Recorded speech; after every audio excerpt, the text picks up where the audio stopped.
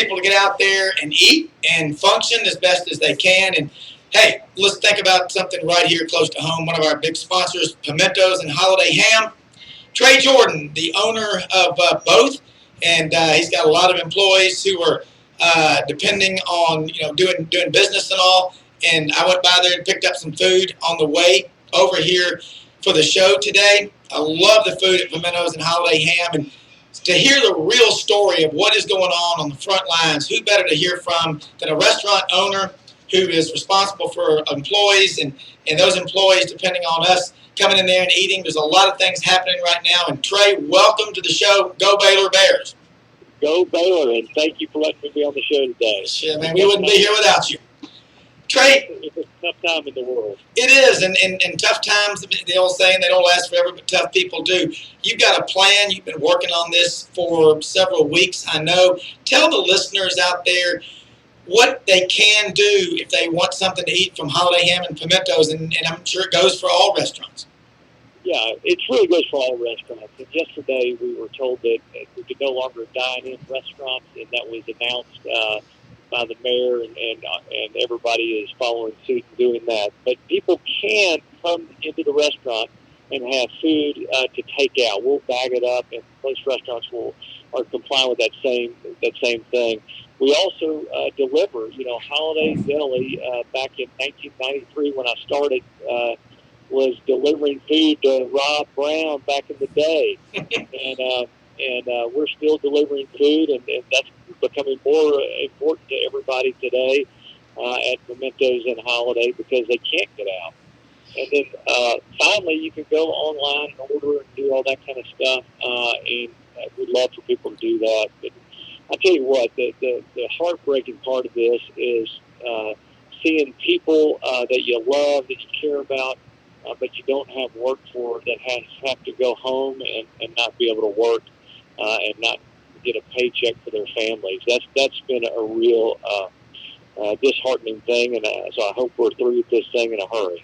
I'm with you, and social distancing is a good head start. Again, neither one of us are doctors or disease, infectious specialists or anything like that, but what we do know is that probably helps to kill the virus off. It doesn't have a host to go to. So now, hours are the same, or what are the hours now at Pimentos and Holiday Ham? I know normally you're open Pimentos till 9 o'clock every night, and 8 o'clock at Holiday Ham.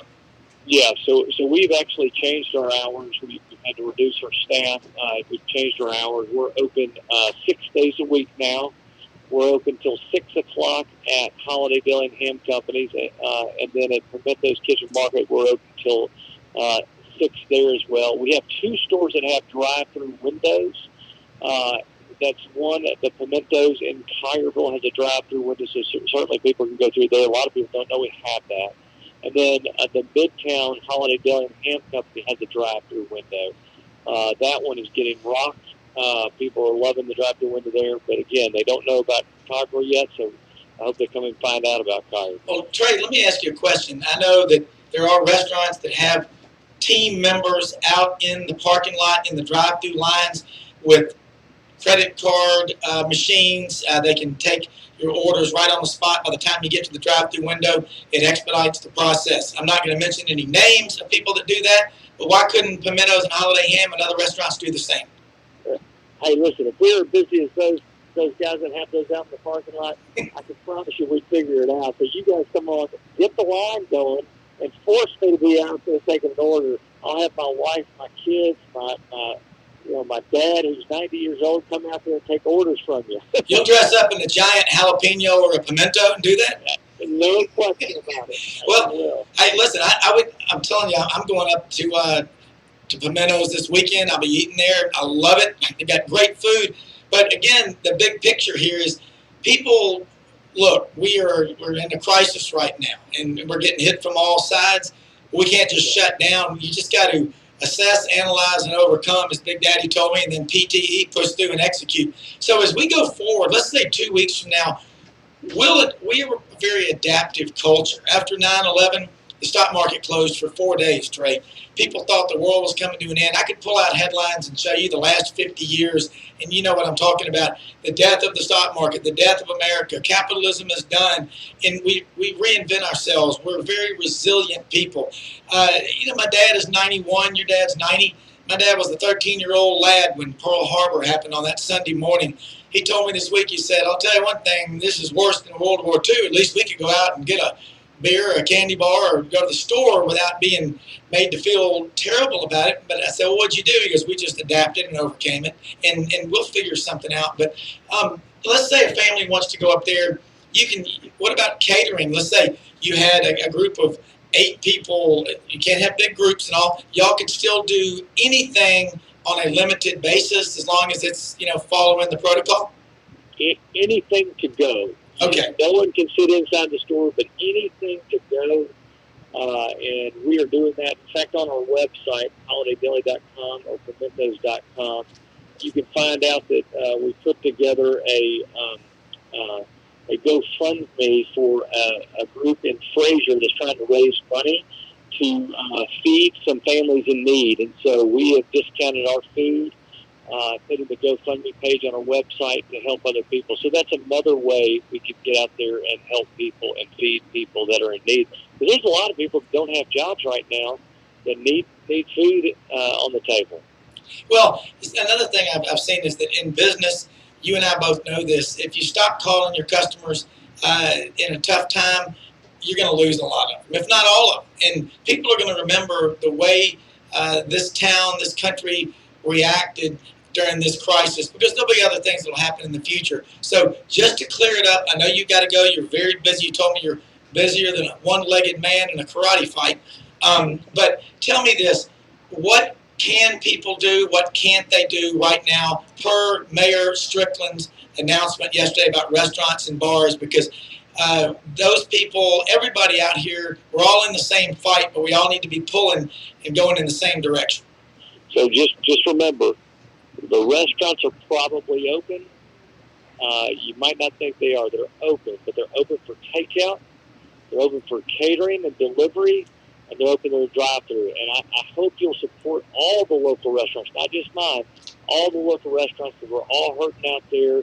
We need to come around and arm in arm, we can defeat this thing. So I appreciate you, Rob, very much, because this is a group effort, a Memphis thing, and let's be a 901 Memphian and take care of each other. Absolutely. When I went into Pimentos today, saw Courtney, saw Heather, Chesley, and, Marty was there. Look, they're doing a lot. They're working their tails off. But if you're hungry, you can get food. Holiday Ham, Pimentos, all these restaurants. Trey, we're going to have you back on throughout this as it keeps going on. Hopefully it's going to be over sooner than later. But we wouldn't be here without our sponsors. What we're here really for is to partner up with our sponsors and people in this town, because you have a lot of employees. You have unbelievable employees. They're motivated like Marines right out of boot camp. They are fired up, ready to serve you, and thank God we got you here in Memphis, and be back on the show. If you want to call in later in the show, be glad to have you, okay? Sounds great. Thank you, guys. You bet, man. Thank you. All right, we're going to be take a quick commercial break here, and then we're going to be back with Cole Kubelik from SEC Network. Cole is going to talk about what's going on. He's also been doing XFL football this year, and what are the plans for XFL? I mean, that league was getting a lot of traction here early on, but there is a lot going on, but we are not slowing down. Push through and execute. That's the motto of the day, as Big Daddy's father would say. We'll be right back. This is Sidelines.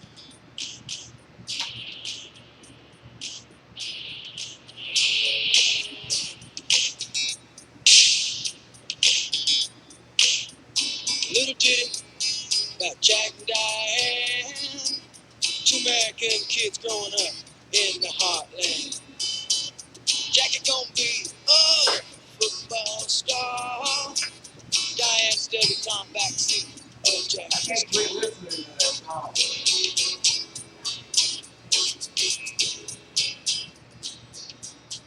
Hey, you got big plans for tonight or the weekend?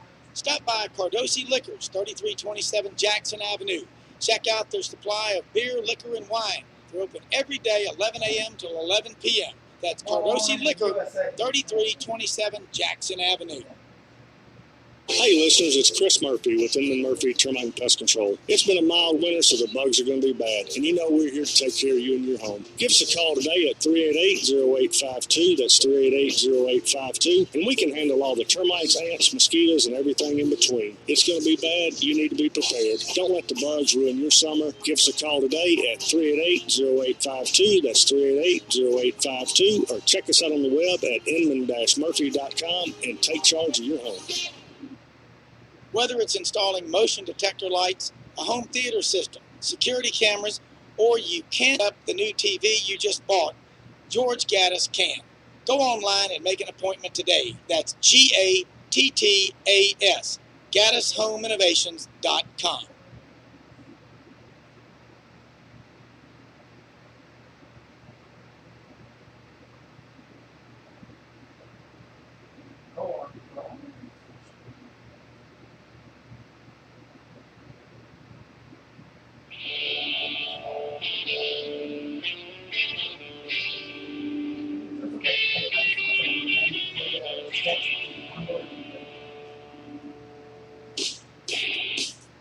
Well, James can call him and have him call in. This station is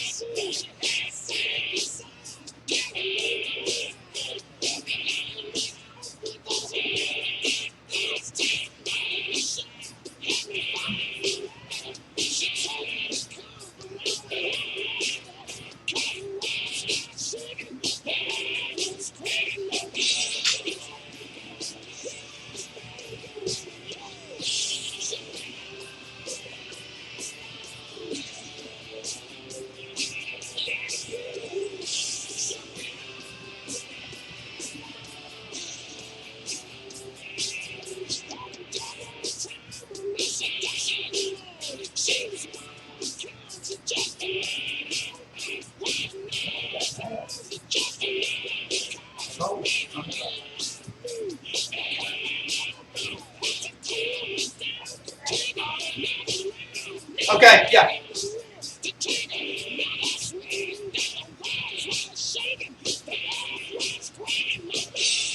Okay, Ron Brown back here with you on Sidelines on a Friday afternoon. Hey, we don't have all these scores to give you, but boy, some new sports are starting to pop up. Marble racing, lots of different ones. But really what I think the big story is what are we going to do with this downtime?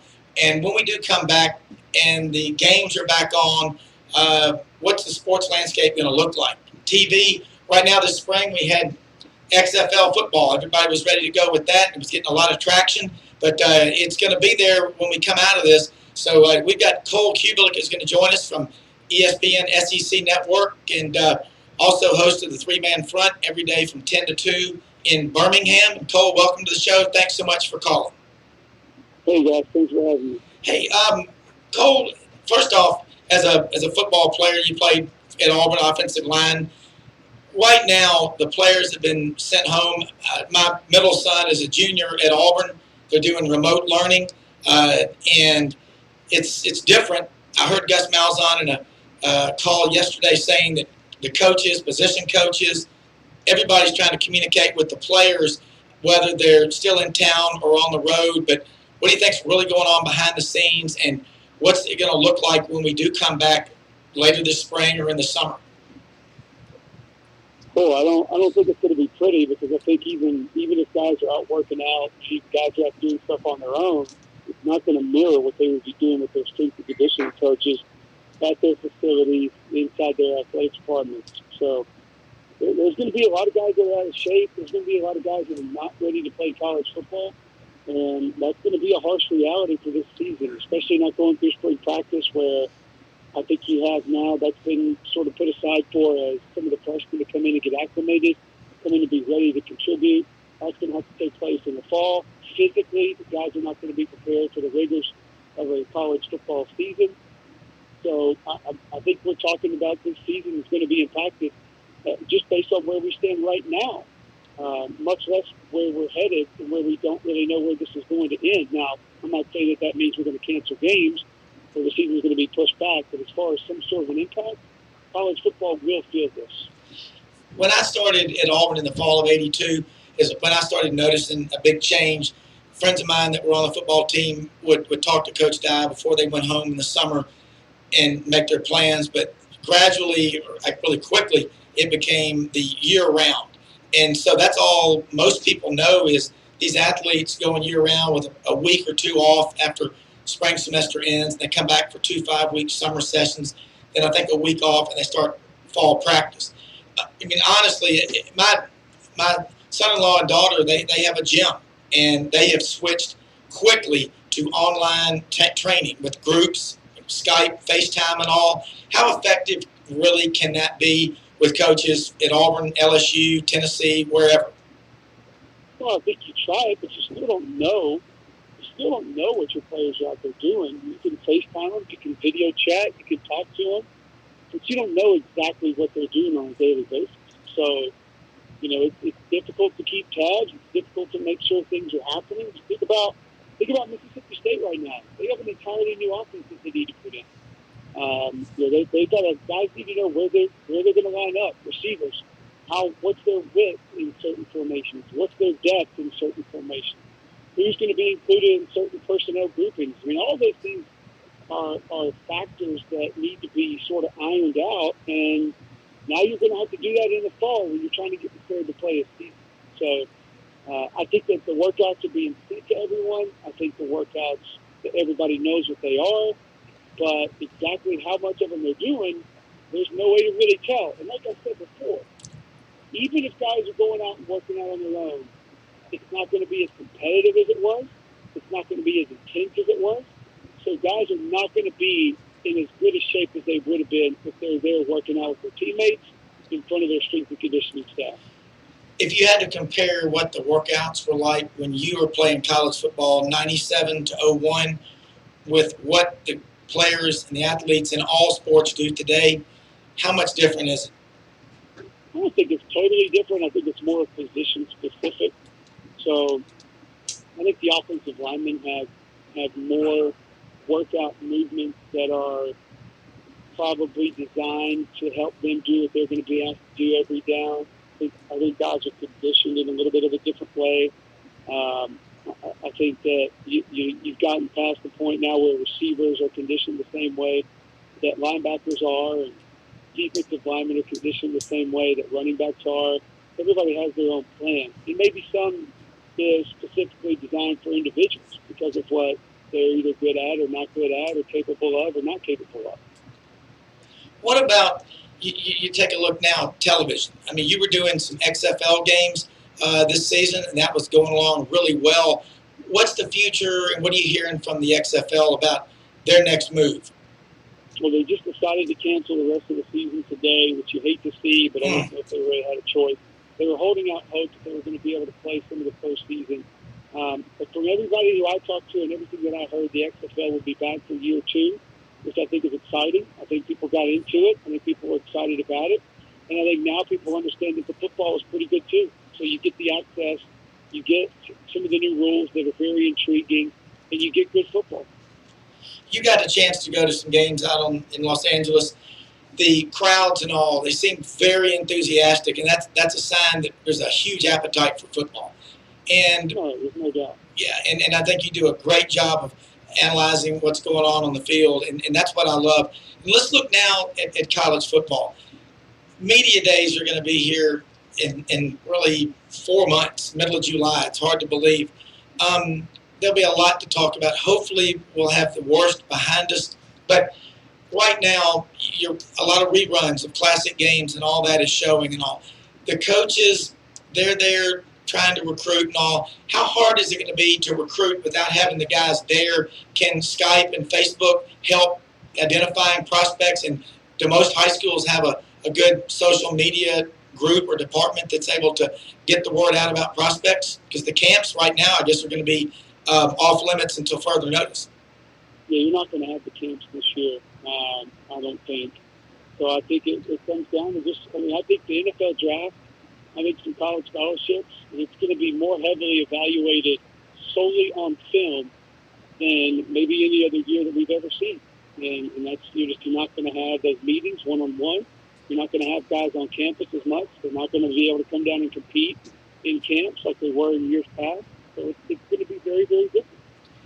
When you look at the way the SEC unfolded at the end, LSU had a season for the ages. I mean, people are going to argue for a long time, is this the greatest team of all time? Them or the 95 Nebraska team that beat Florida 62-24.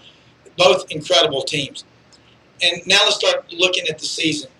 All things considered, everybody's in the same boat with spring practice, workouts, and everything. It's all 14 SEC schools, and think about it on a national level. Of the teams that have been picked to do really well going into 2020, Cole, considering some Mississippi State, brand new coach, Ole Miss, brand new coach, Missouri, brand new coach, LSU having to overhaul a lot, but they do have Coach Ensminger back, and he was very quiet, humble last year, but he was a huge part of their success. What are your thoughts about all that? No, it's going to be tough. Arkansas is another team that's going to have a new coach, and they're going to have to try to find a way to deal with it. But I think now more than ever, this is going to be one of the most important spring practices in the last 10 years in the SEC, because you had a lot of new head coaches, and because I think we're probably further behind in the quarterback position than I can remember in 10, 12 years. We just don't have a lot of proven quarterbacks in this league.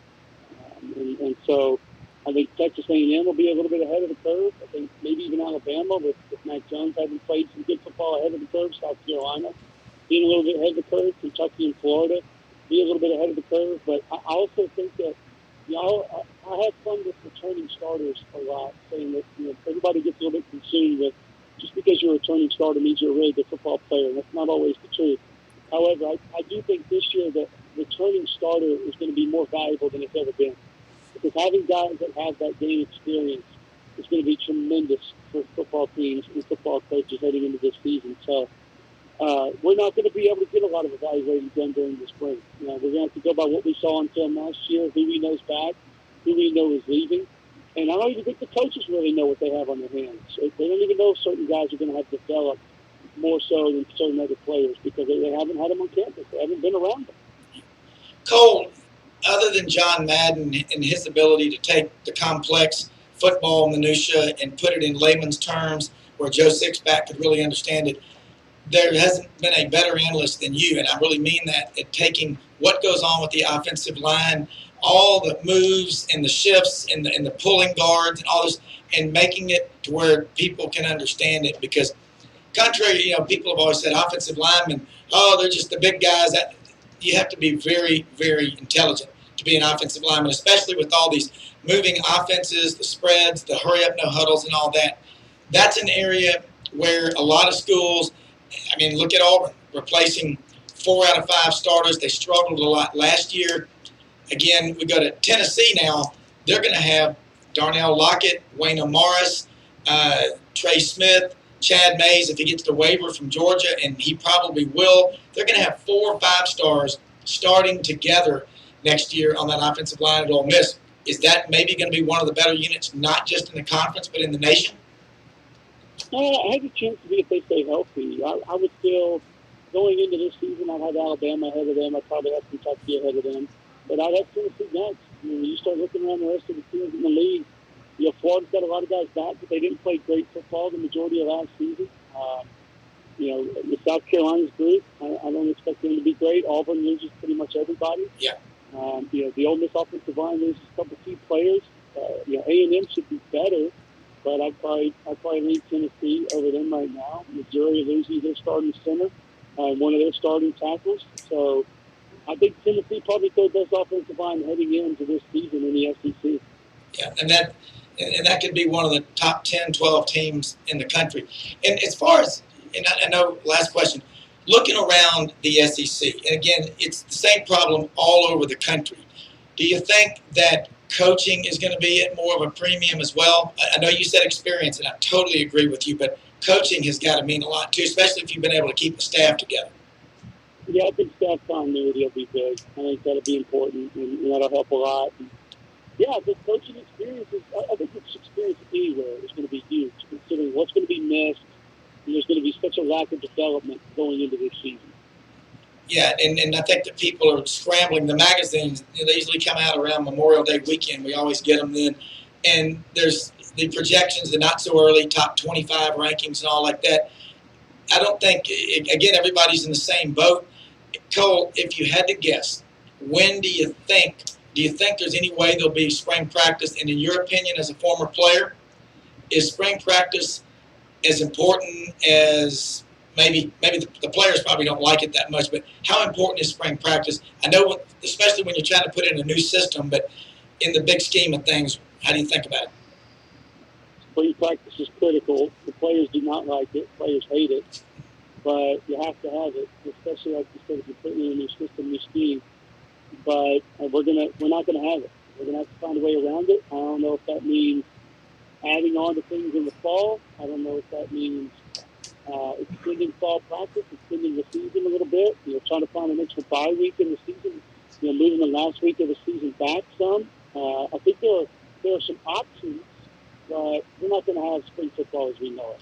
Yeah. Shane, okay, listen, one other thing. Cole, how do people follow you on social media? And we want to get you back on again when you can. I know you're busy. You've got a lot going on, but you've got a great show every day in Birmingham. But a lot of people want to follow you, and tell them how. At Cole Kubelik, Cudelic, and jacksfm.com 10 to 2 weekdays. 10 to 2 weekdays. Hey, thank you so much, and we're all going to get through it. It's going to be fun to look back when we get to football season and see. But I think what you said was exactly right. Thanks again. Thanks for having me, guys. You bet, man. All right, we're going to be joined here in just a moment after this commercial break with Sonny Suitcase Smith, color analyst on the Auburn Basketball Network. And like so many, he's watching the marble races on video right now.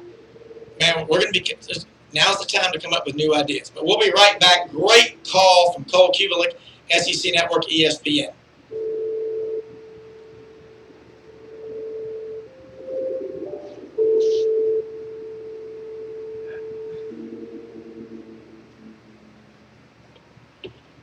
Apparently, this is a live video.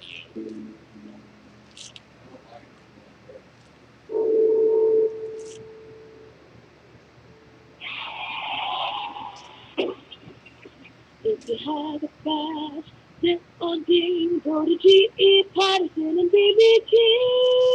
Become Martin Body Shop.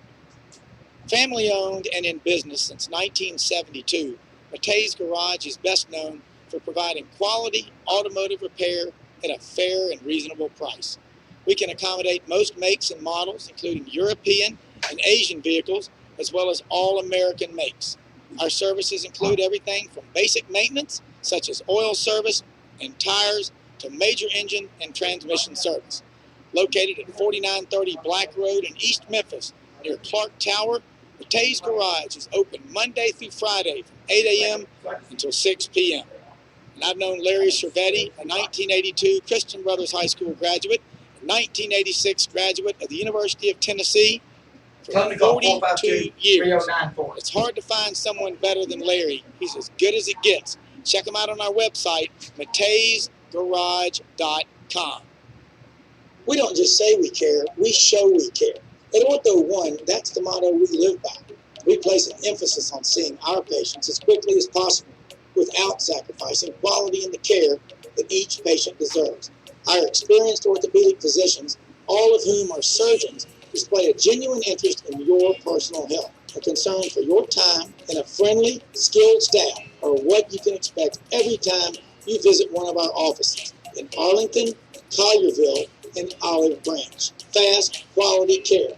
That's the Ortho One difference. Check them out at ortho1.org.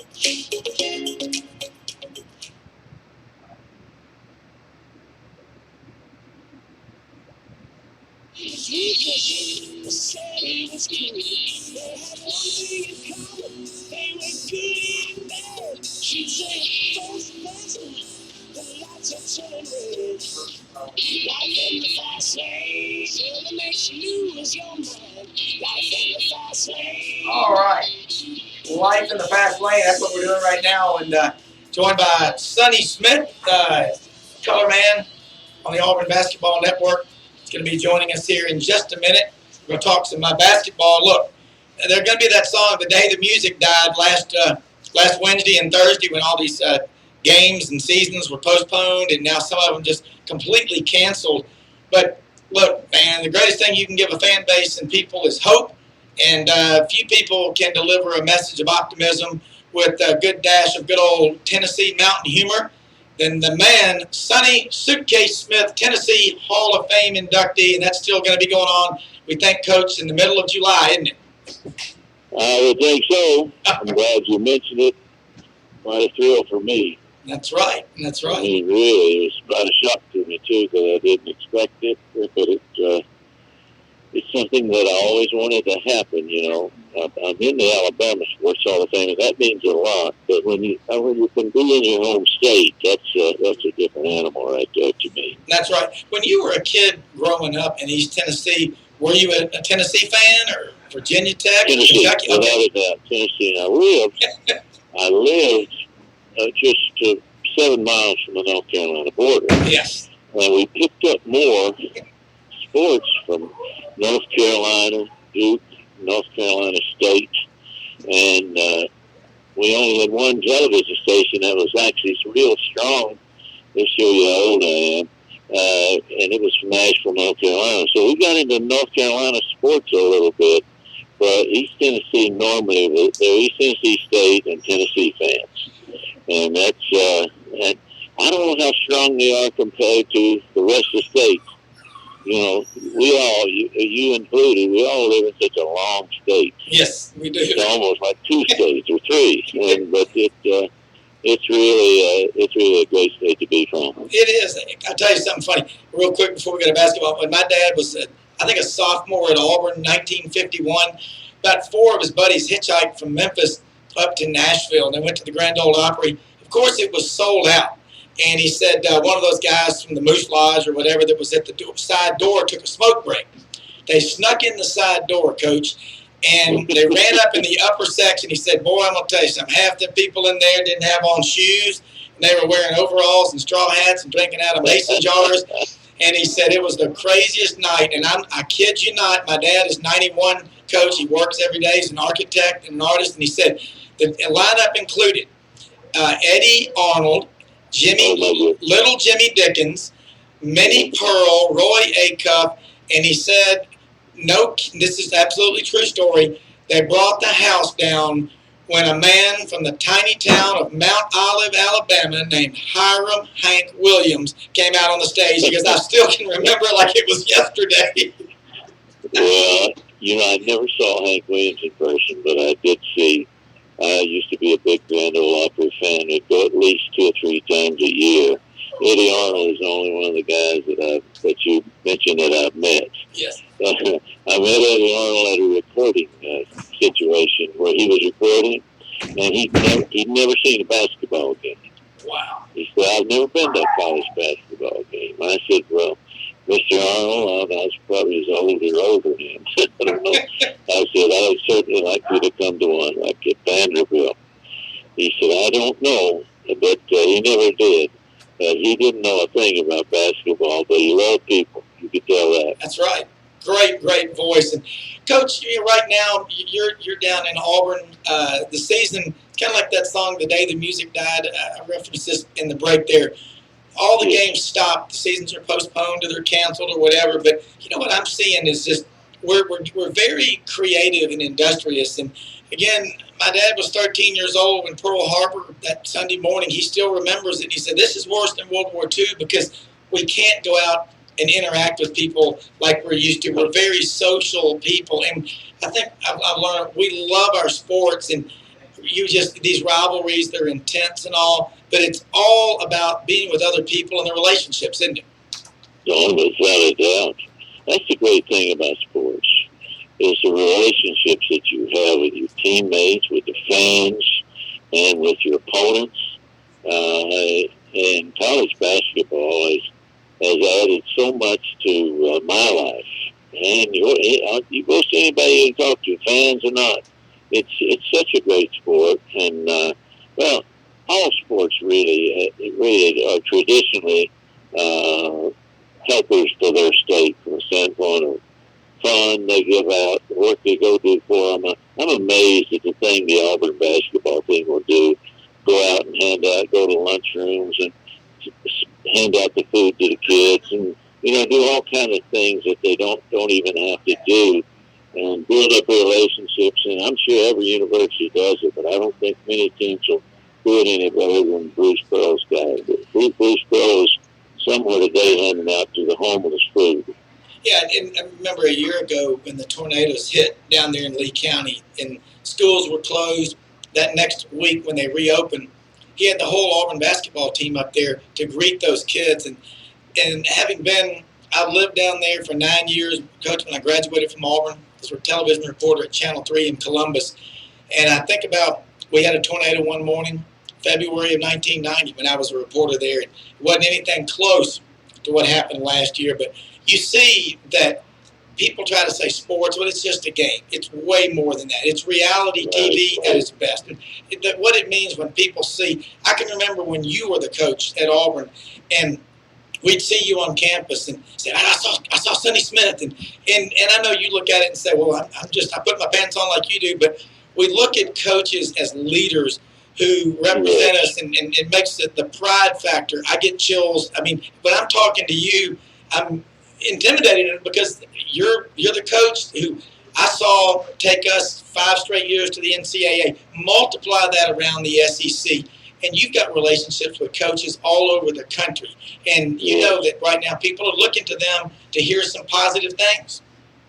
Yes, they are, and you have a responsibility when you're in a situation like me, been there and done that type of thing, to maintain your relationships with cohorts, fans, former players, communities, and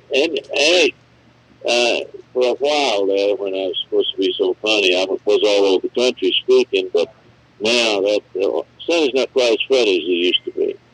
Well, I'm going to tell you one thing. If you hadn't had a chance to hear you, anybody listening on the Auburn basketball games, it's worth 10 tickets because your commentary and your ability to talk about the hustle, or they need to do this, or they need to let this player get set before they throw in the ball. And I hear Wimp Sanderson a lot in the mornings.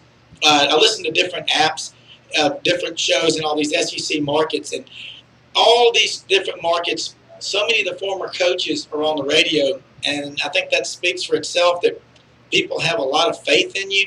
And let's talk about this. And I know you've got to go. I didn't want to keep you too long, but around the country right now, there's an old saying in the stock market, hey, give me bad news any day. I'm okay. I can handle that. Uncertainty is what drives us crazy. And we're all feeling that way. So what are you doing to pass the time right now during the social distancing era? I've been writing letters to players and calling players and talking to my former assistants and spending all the time with my wife. We only leave the house. I go to do a little workout at a facility we have here, which I shouldn't do, but that's about the only time either one of us will leave the house. If we go to get something to eat, we'll go to a drive-through. Now, I don't know how bad it is in Memphis, but they're closing those here now. So you better go pick up your food in the morning from grocery stores if there's enough left. And it's a bad situation. You don't want to turn on the television to the stock market. Yeah. You got to have faith that this all going to change, or you're going to have a lot of broke people in the country. That's right. Philip Marshall had a great quote in one of his columns. He's one of the best sports writers in the world, in my opinion. Yes. He says, when things really go crazy, you can choose to, A, be a prisoner of the moment, or B, you can figure a way out and how we're going to forge ahead. And that's what Americans do, isn't it? Yes, it is. And we're going to see a lot of that now. We're going to see a lot of people helping people that need help. You're going to see people come up with ideas that will bring us forward and get us out of this thing. But the big thing about this is a virus, and I know they're working day and night to try to find something to block this, that keep it from being a factor. And I know they're going to do it, but I tell you what, a lot of people are a lot of lives being lost while we're going through this. And I tell you what, a lot of people are without the essentials of life. Yeah. And you could go to the grocery store and get them because they've cleaned the shelves out in a lot of situations. I don't know if it's that way in Memphis, Yeah. but it's kind of that way here in Lee County. Yeah, I'm glad I hunt a lot because I've got a lot of wild game in my freezer. But you're right, and I think it draws people closer together. I've heard so many people say they're spending more time actually talking to people and stuff that we haven't done as a country, our culture, in a long time. But one last thing, give me your prediction. Right now would be the second day of March Madness, so we're going to kind of live virtual or vicariously through it. Who would you think would have been your Final Four when all was said and done this year? I'll probably go over people in the same region and her Turkey situation. I think Kansas would be there this time. Yeah. I think Duke would probably be there this time. I think it's a little shaky right there. I think San Diego would probably be there. Okay. San Diego State, that's what I'm speaking of. Mm-hmm. And I don't have a fourth yet. I thought Auburn might be that fourth team. Mm-hmm. And or Kentucky might be that fourth team. But as I look around in the ACC, I think that the only team capable of getting in there and beating up on people right now might be Duke. But then you got to give somebody from the north and the northeast is going to be a factor, and somebody from the Big Ten is going to be a factor. And I jumped the Big 12, left them out, but I just cannot see, like for instance Villanova being Villanova again. Mm-hmm. I just can't see somebody from the SEC exploding up and taking off, unless it would be Florida maybe that has more talent than their record. Yeah. I think Dayton is another team. I think you'd have to put in your thoughts about might make it to the four, because if you've watched them on television, they are a complete team. They are really, really good. And Gonzaga, I guess you'd have to consider a factor for maybe that fourth spot. But I think I picked three of them and they're not too bad. Yeah, you know what we're going to do? We're going to have you on next week, and you're going to give us that fourth one. We got to have something to look forward to, because I love it. I wish it could be an SEC team. I wish it could be a Tennessee team, or an Alabama team. Yeah. But Alabama and Auburn both are good enough to advance in the NCAA, but I don't know if they're good enough to make it all the way to the top. And the only reason I would think that for Auburn, the depth situation is not as strong as a lot of the teams that are in that top 3 or 4. And that's, Baylor was not playing great at the end. They might have been a factor. That's right. I like this discussion. I love talking about it. Coach, thank you so much for being on with us. We want to have you on again next week. We love talking basketball. We're going to get through this thing. I love your insight about writing letters to your former players and coaches.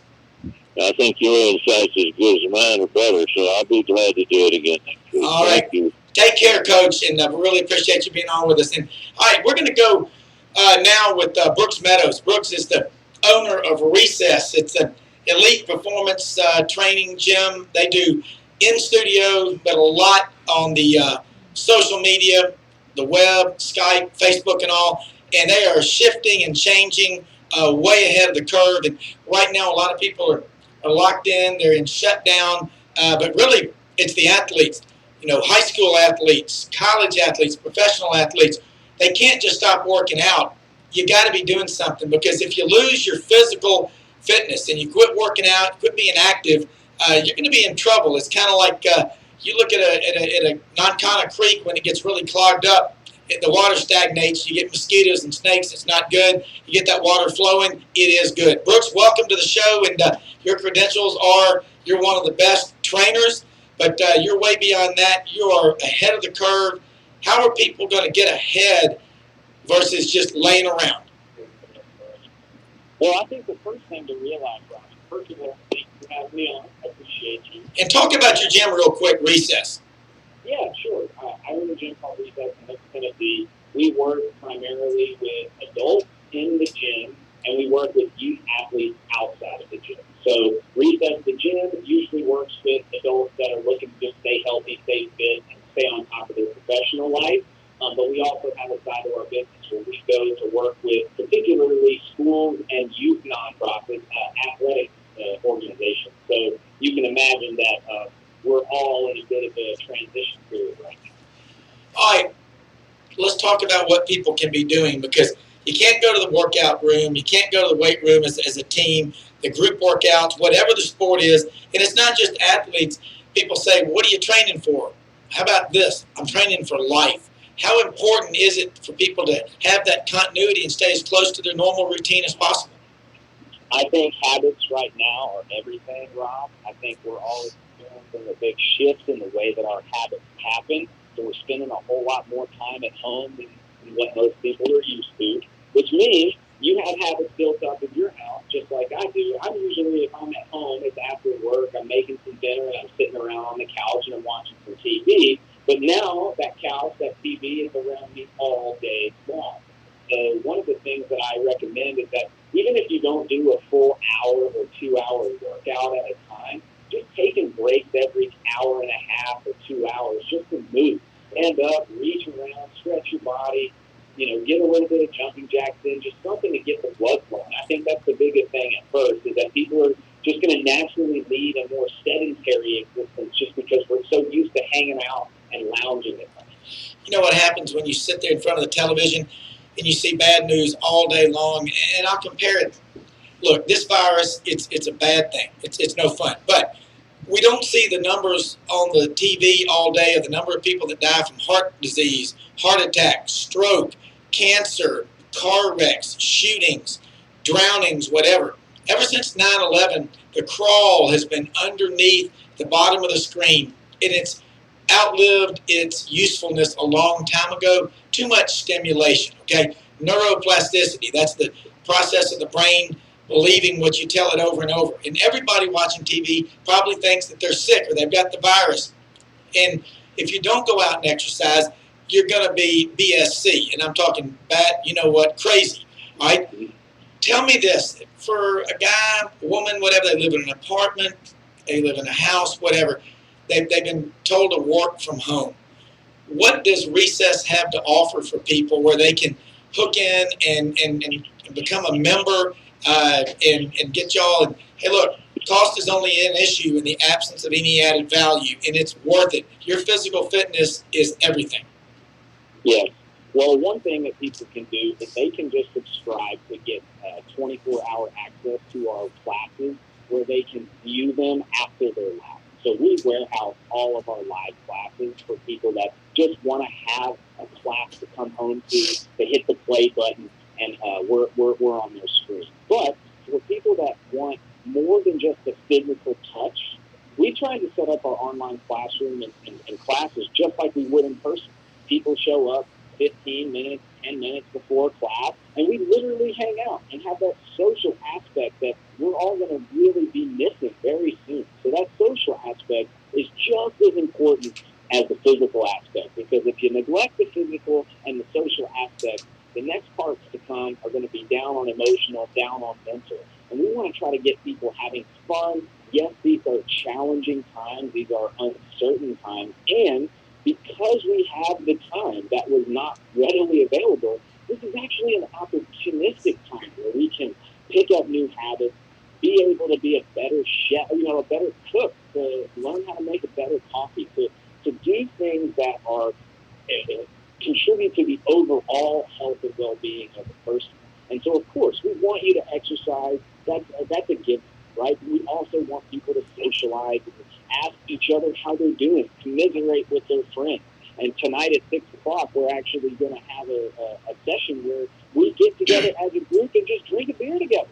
And so we've decided to go not just all in on moving physical classes online. While people can go all over the internet right now and find free workouts all the time. That's not why they want to come to us as a community and as coaches. They come to us because there's a social bond, a true community that we all share, and we have done what I believe to be an amazing job at keeping that essence of the class and community in this new era that we're in. Yeah, I've been to your classes before over on Flicker Street, right there across from the Armor Center at the Poplar Union Viaduct.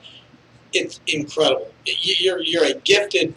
What the main thing that you're able to do is you're taking, again, a lot of stuff that might be complex or difficult to understand for people, and you put it in the vernacular, the street language, better than about anybody I've ever worked with. Hard work works, and you got to be three things to be successful in life: physically fit, mentally alert, and morally straight. All right, we got people, lots of people listening on this. They're going to be listening to the podcast. People from all over. Go to the website sidelines.live. Hey, I'm a guy, I'm a gal, I'm at home tonight, and comfort food could be a 32-ounce Oreo Blizzard milkshake and a bag of donut holes. Not good advice. You don't want to go into a sugar coma. Just leave the people with how they can connect to recess, and we're going to get you back on frequently during this because it's so important that your physical well-being is kept up and actually improved. You cannot fall behind. That's exactly right. Recess901.com. RECESS901.com. They can find all of our information on our website. I would encourage people that use social media tools like Facebook and Instagram to also follow us there, Recess901. And if they want to join, all they have to do is go through our services page, pick the service that they're interested in, and as soon as they choose that and sign up, they'll get an email or a phone call from me saying thank you and access to all of the archived information, all of the classes, all of the special invitations for how to cook at home, how to manage your breathing through a stressful time, how to have a good communication with your son or daughter or your partner during this high-touch time. Those are all ways that people can get in touch and find value right away, because we're also posting lots of free content that is very easy to execute, makes sense for where we are at this point in time. And I imagine people will find lighthearted, fun, and provide a lot of value. Hey, and you've got tips on diet, what you need to be eating, because 70% of it's diet anyway. So, Brooks, thank you so much. And again, say that website one more time before you go. Recess901.com. Hey, thank you so much. That is great intel from Brooks Meadows at Recess over on Flicker Street here in Memphis. They deal with elite athletes and individuals all over the country. Hey, everybody wants to be a champion. Everybody wants to be something great. Few people are willing to do what it takes to get there. Recess, they will help you get there. All right, let's go to Jack Turner. And before we go to Jack, let me say this. Sidelines is brought to you by our title sponsor, Duncan Williams Asset Management. Since 1969, I want to say thank you so much for Duncan Williams Asset Management. Check them out on our website. Jack, hold through the break, and we're going to be right back with you with more. This is Sidelines. Just say the name. So caught up now in pretending. What we're seeking is the truth. I'm just looking for a happy ending. All I'm looking for is you. Can't find me without way. You're the reason I'm still here. By the one you were sent to say. Hey, you got big plans for tonight or the weekend? Stop by Cardosi Liquors, 3327 Jackson Avenue. Check out their supply of beer, liquor, and wine. They're open every day, 11 a.m. till 11 p.m. That's Cardosi Liquor, 3327 Jackson Avenue. Hey listeners, it's Chris Murphy with Inman Murphy Termite and Pest Control. It's been a mild winter, so the bugs are going to be bad. And you know we're here to take care of you and your home. Give us a call today at 388-0852. That's 388-0852. And we can handle all the termites, ants, mosquitoes, and everything in between. It's going to be bad. You need to be prepared. Don't let the bugs ruin your summer. Give us a call today at 388-0852. That's 388-0852. Or check us out on the web at inman-murphy.com and take charge of your home. Whether it's installing motion detector lights, a home theater system, security cameras, or you can't up the new TV you just bought, George Gaddis can.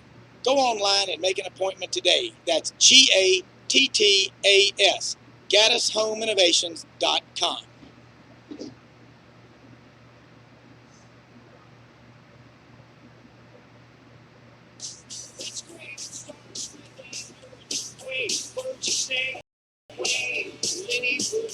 It's that time, man. It's that time.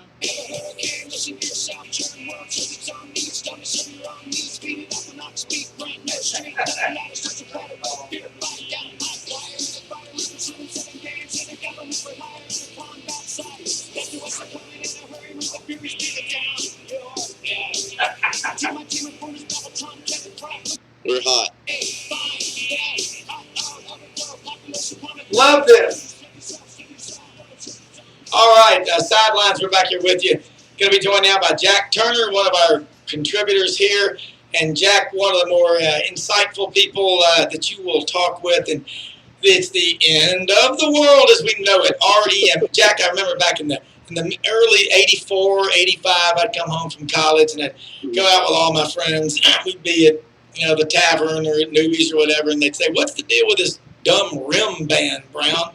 And I was like, "Man, they're going to be big one day, REM." And I tell you what, look, I'm not saying I'm Sam Phillips or someone that discovered them, but they did turn out pretty good till they got that $85 million advance in the late 80s, and I think they lost their drive, Jack. You're probably right. Man, I'm going to tell you what, I thought Michael Stipe was going to be the Grand Marshal in the nude Shriners Parade in Elkhart, Indiana, but he didn't. It didn't happen, did it? I don't think so. Yeah, I'll try to tell you OEM and B-52 is my stepson. You can listen to this stuff. I love it when it's like you're like, "Well, hey, I'm not that old. I'm really not." Jack, let me tell you what. I choose not to be a prisoner of the moment. Again, I'm telling all the listeners, if you're tuning into this show to hear gloom, despair, excessive misery, you're at the wrong station, man. I will not be a prisoner of the moment. Do everything we can to kill this virus. This is a sports radio show. Sports are the lessons of life. You get knocked down, you get back up. When you quit getting back up after you get knocked down, you're done. They're going to throw you in a pine box, throw some clay on top of you. Preacher man says a couple of good words, and you're done. Reference to my favorite song, Snakeskin Cowboy, out of the bump. Snakeskin Cowboy, Curtis Lowe. Jack, sports will go on. Right now, marble racing has become popular. There's a lot of things going on. You've got a bit of crimson in your background. Roll, damn Tide, is what you always like to say. Bit. Yeah. I'll tell you, I'm kind of glad I don't have cable right now, because I live in terror that ESPN Classic would just be showing the damn kick six or punt hammer punt over and over again. Yes, I go to group therapy for Van Tiffin's field goal in 1985, and Paul Kennedy's famous call, "It's good, Alabama wins." I still remember trying to jump from my seat in the southwest corner of Legion Field in Birmingham, and I did not block it, by the way. But, hey, man, look, there's a lot going on right now, and we had Cole Kubelik from the SEC Network on earlier in the show. I love that guy. He is a great analyst. Him on FM when he's on with National. Yeah, and he's also on the three-man front every day from 10 to 2 on Jocks Radio in Birmingham. But I told him he's able to take the complex about offensive line, what goes on, and all the formations and put it in the vernacular as well as anybody. All right, right now, everybody's in the same boat, okay? This is Socialism 101. By the way, all you Bernie fans, if you wonder what it's like, try going out and getting some toilet paper right now. The basic necessities are unavailable. That's all the time. But we're going to get through this. We're going to come through all this storm. We're Americans. We always win. Okay, we are American exceptionalism's alive and well. So this summer, they'll be trying to make up for the missed spring practice, although the players probably love it. Their coaches don't, especially the ones trying to put a new offense and defense in, or a whole new coaching staff, okay? What do you think right now? How different are the teams that are going to be picked anyway to be the best teams next year? Is it probably still going to be the same group of teams? My guess would be yes, because, there's a reason those teams are that good. Not only is it talent, but there's a work ethic that's installed into those programs, and I can guarantee you, those kids playing at Alabama, Auburn, LSU, the elite programs, if they can't go to the gym, the ones that want to be on the field on Saturday, they're doing push-ups right now. They're doing what they can to stay in shape, and they're out running, doing laps, whatever. They're going to find a way to stay sharp and win. One thing, they know what any of those coaches are going to do if they come back soft and without a shake. Yeah, and I'm sure Nick Saban's just laying around feeling sorry for himself right now, taking it easy and saying, golly, man, this sucks. I mean, we're done. I mean, I watched the TV news today, and they're just, oh, golly. I'm sure he's doing that, isn't he? Not. I am sure that, first of all, Nick's shoe print's probably all over the field right now. But, they asked Gus Malzahn yesterday. I've heard Fulmer. I think George Peters said Fulmer just was nervous if he wasn't talking to recruits. I'm sure, whatever Nick can find out to buy his time football-wise, he's doing it. Well, there's probably going to be quite a few Section 8 inquiries. That's the old military term when you lose nuts. But you lose your mind and you go nuts. But, again, the coaches, in my opinion, that are successful now and have been successful will keep being successful, won't they? Yeah. I mean, you look at Nick. He's not, he's a brilliant coach. He's a hard-working coach. He is not a stubborn coach. He didn't like, the up-tempo offense, but he mastered it. The great coaches see how things are going, and they learn to adapt. Coach Bryant, after his great run in the 60s, had kind of drop off in the late 60s. People said, game's passed him by. Then he implemented the wishbone, which was a new thing back then, and won 3 more national championships with it. The great ones know how to adapt, and they'll adapt to this too. Well, you know what? I tell you, Pete Cordelli, who I do a show with, he's brilliant. He told me a great story last week. And he said, that man for me when I ran for judge too. I love Pete. He's awesome. And you know what Pete said? That in 1971, in February of 1971, that Coach Bryant went out to LAX, that's in the airport in Los Angeles, right, and met with Coach McKay, John McKay of Southern Cal. Yep. And one of the coaches on his team, Nick Feartag, I got the name wrong, but his grandson, this man's daughter, is the mother of Todd Marinovich. Remember the quarterback at Southern Cal who couldn't eat McDonald's burgers or do anything. Right. He was programmed like a robot. He went nuts. Okay, I'm not saying go eat Big Macs every other meal, but they don't hurt. But anyway, that's when Darrell Royal was a high school coach in Texas. Emory Ballard had come up with the wishbone. And Coach, they set up that meeting, and this was in 1970, February of 1970. Southern Cal and Alabama agreed to play at Legion Field.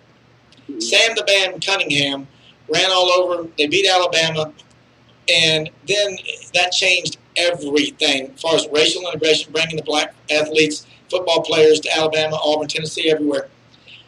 Although Tennessee, I think, already had their first black football player before that. But in opening game of 1971 on a Friday night at the Coliseum in Los Angeles, Alabama showed up the next year having installed secretly covert ops, black ops, special ops, whatever you want to call it, the wishbone.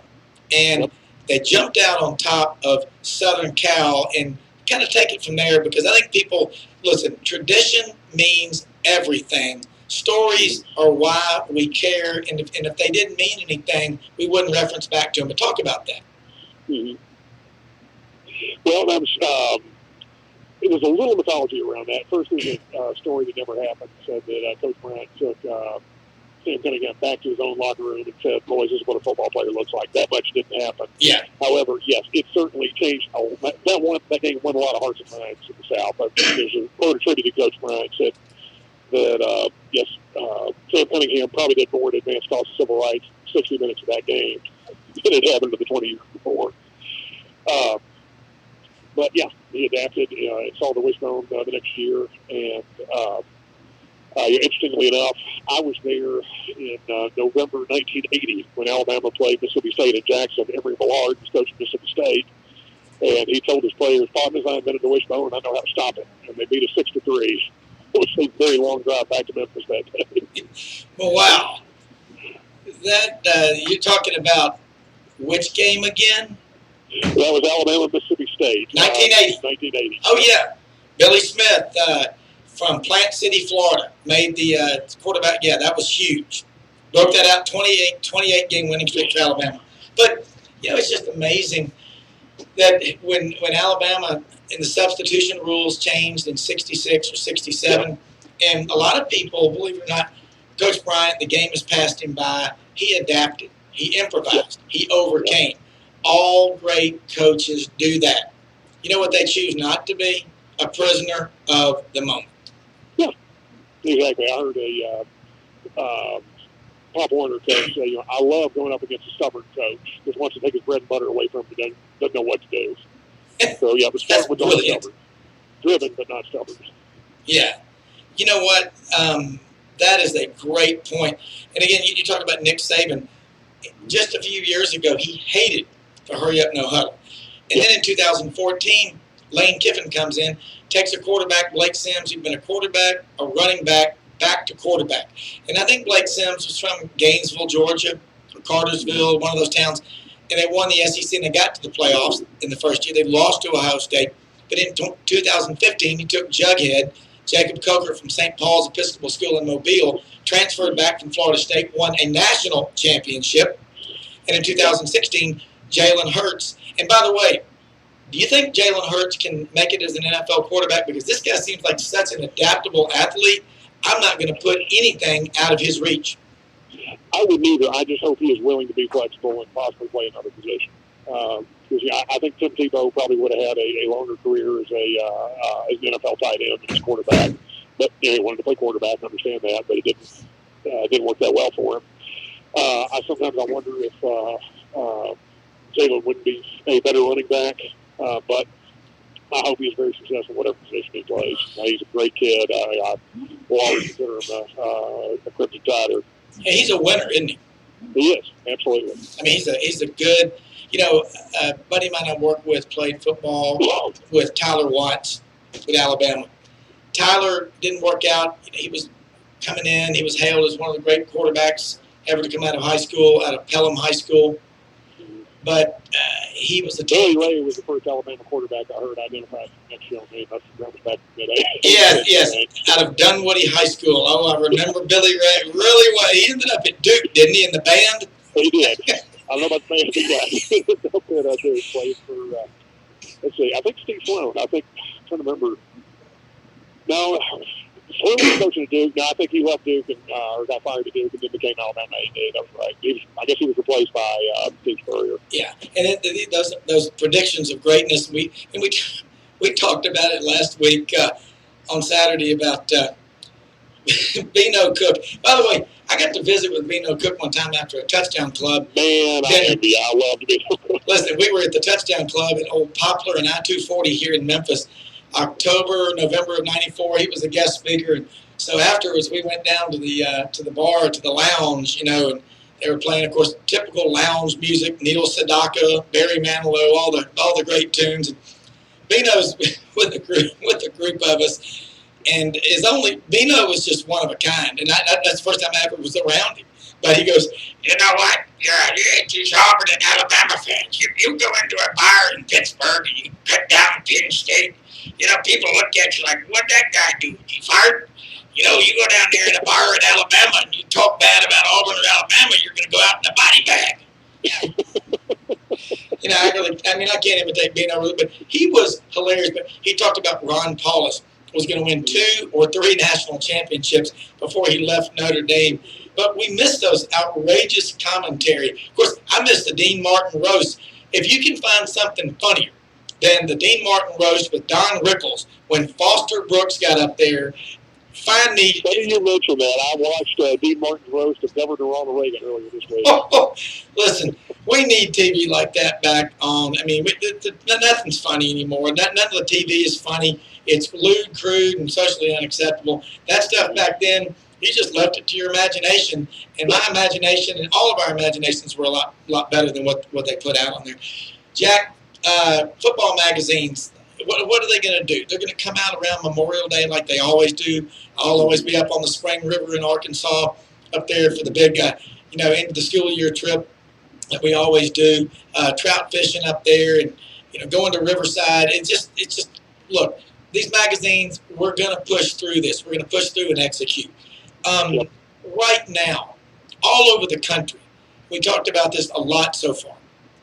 What are these kids doing? The coaches have got to be on top of them, but how much of it's going to be individual drive? Most of it, I think. Yeah, and it's with the great coaches, what they're looking for. It's not just talent; that's part of it too. But they're looking for chemistry. They're looking for kids who'll play well together. You don't want a kid who's talented. They're not going to be locker room poison. And so, part of that is a kid who's a self-starter and willing to have the drive to work when nobody's standing over. You know what? Sua Sponte. Yeah. Lots of guys in the 3rd Ranger Battalion. When I was a television reporter in Columbus, and WRBL, News Channel 3, we were down there, News Watch 3, and some of them would have tattoos, but if they did, it would say Sua Sponte. That's, of course, Latin for of your own accord. You can light a fire under somebody and get them going for a minute or two. Mm-hmm. But as my dad would always say when he'd tell me to do something growing up, boy, get over there and do that, and I didn't mean yesterday.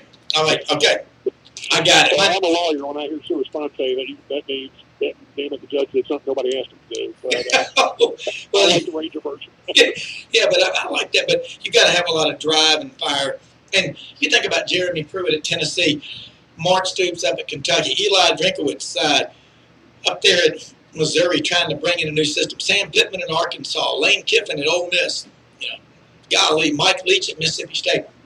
They're trying to put in a whole new system, and they can't have spring practice. What are they going to do? They'll figure it out. Things might be a little bit different, but you know what? You either adapt and overcome it, or you get buried, don't you? Yeah.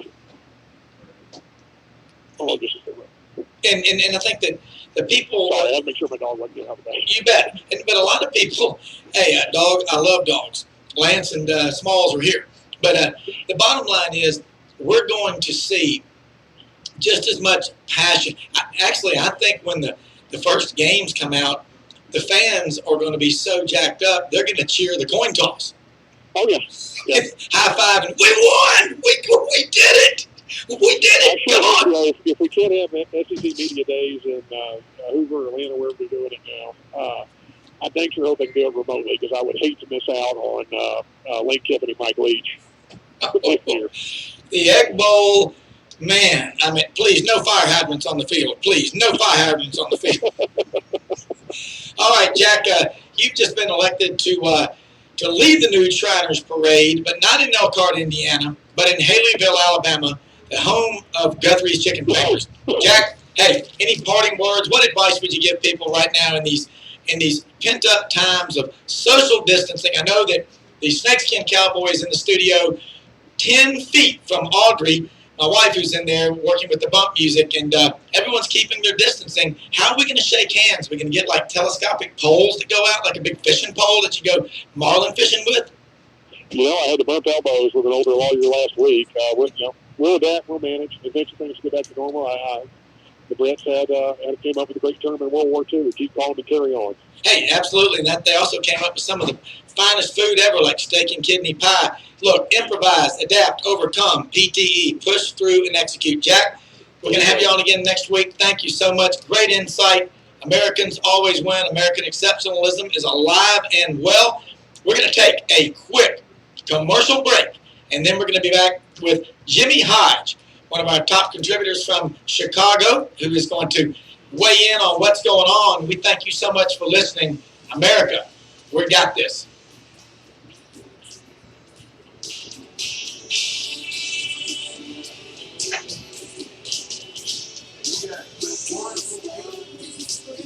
Oracle ain't Jimmy Hodge, is it?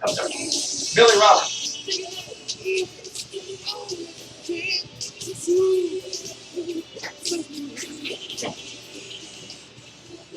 Family owned and in business since 1972, Matei's Garage is best known for providing quality automotive repair at a fair and reasonable price. We can accommodate most makes and models, including European and Asian vehicles, as well as all American makes. Our services include everything from basic maintenance, such as oil service, and tires to major engine and transmission service.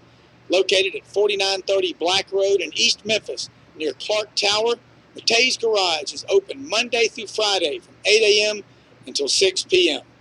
And I've known Larry Cervetti, a 1982 Christian Brothers High School graduate, a 1986 graduate of the University of Tennessee, for 42 years. It's hard to find someone better than Larry. He's as good as it gets. Check him out on our website, mateisgarage.com. We don't just say we care, we show we care. At Ortho One, that's the motto we live by. We place an emphasis on seeing our patients as quickly as possible without sacrificing quality in the care that each patient deserves. Our experienced orthopedic physicians, all of whom are surgeons, display a genuine interest in your personal health, a concern for your time. My tamale dude was in Mexico the whole time. Every time you visit one of our offices in Arlington, Collierville, and Olive Branch. Fast, quality care. That's the Ortho One. I said, bro, I've been looking for you since Christmas. If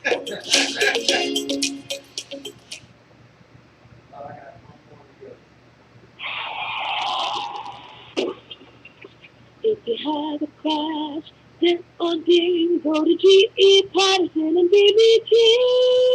Become Martin Body Shop.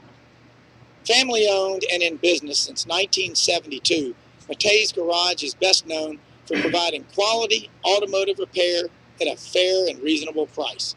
We can accommodate most makes and models, including European and Asian vehicles, as well as all American makes.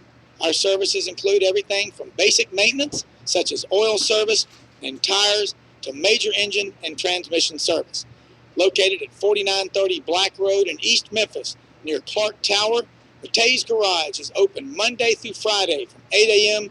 until 6 p.m. And I've known Larry Cervetti, a 1982 Christian Brothers High School graduate, a 1986 graduate of the University of Tennessee, for 42 years. It's hard to find someone better than Larry. He's as good as it gets. Check him out on our website, mateisgarage.com. We don't just say we care, we show we care. At Ortho One, that's the motto we live by. We place an emphasis on seeing our patients as quickly as possible without sacrificing quality in the care that each patient deserves. Our experienced orthopedic physicians, all of whom are surgeons, display a genuine interest in your personal health. A concern for your time and a friendly, skilled staff are what you can expect every time you visit one of our offices in Arlington, Collierville, and Olive Branch. Fast, quality care. That's the Ortho One difference. Check them out at ortho1.org.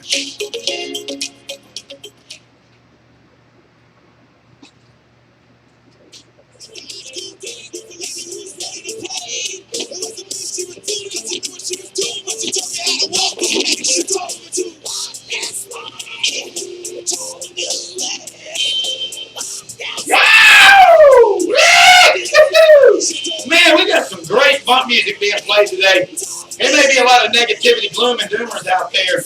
You know, 1 foot in the grave, I'm not buying green bananas, but not here.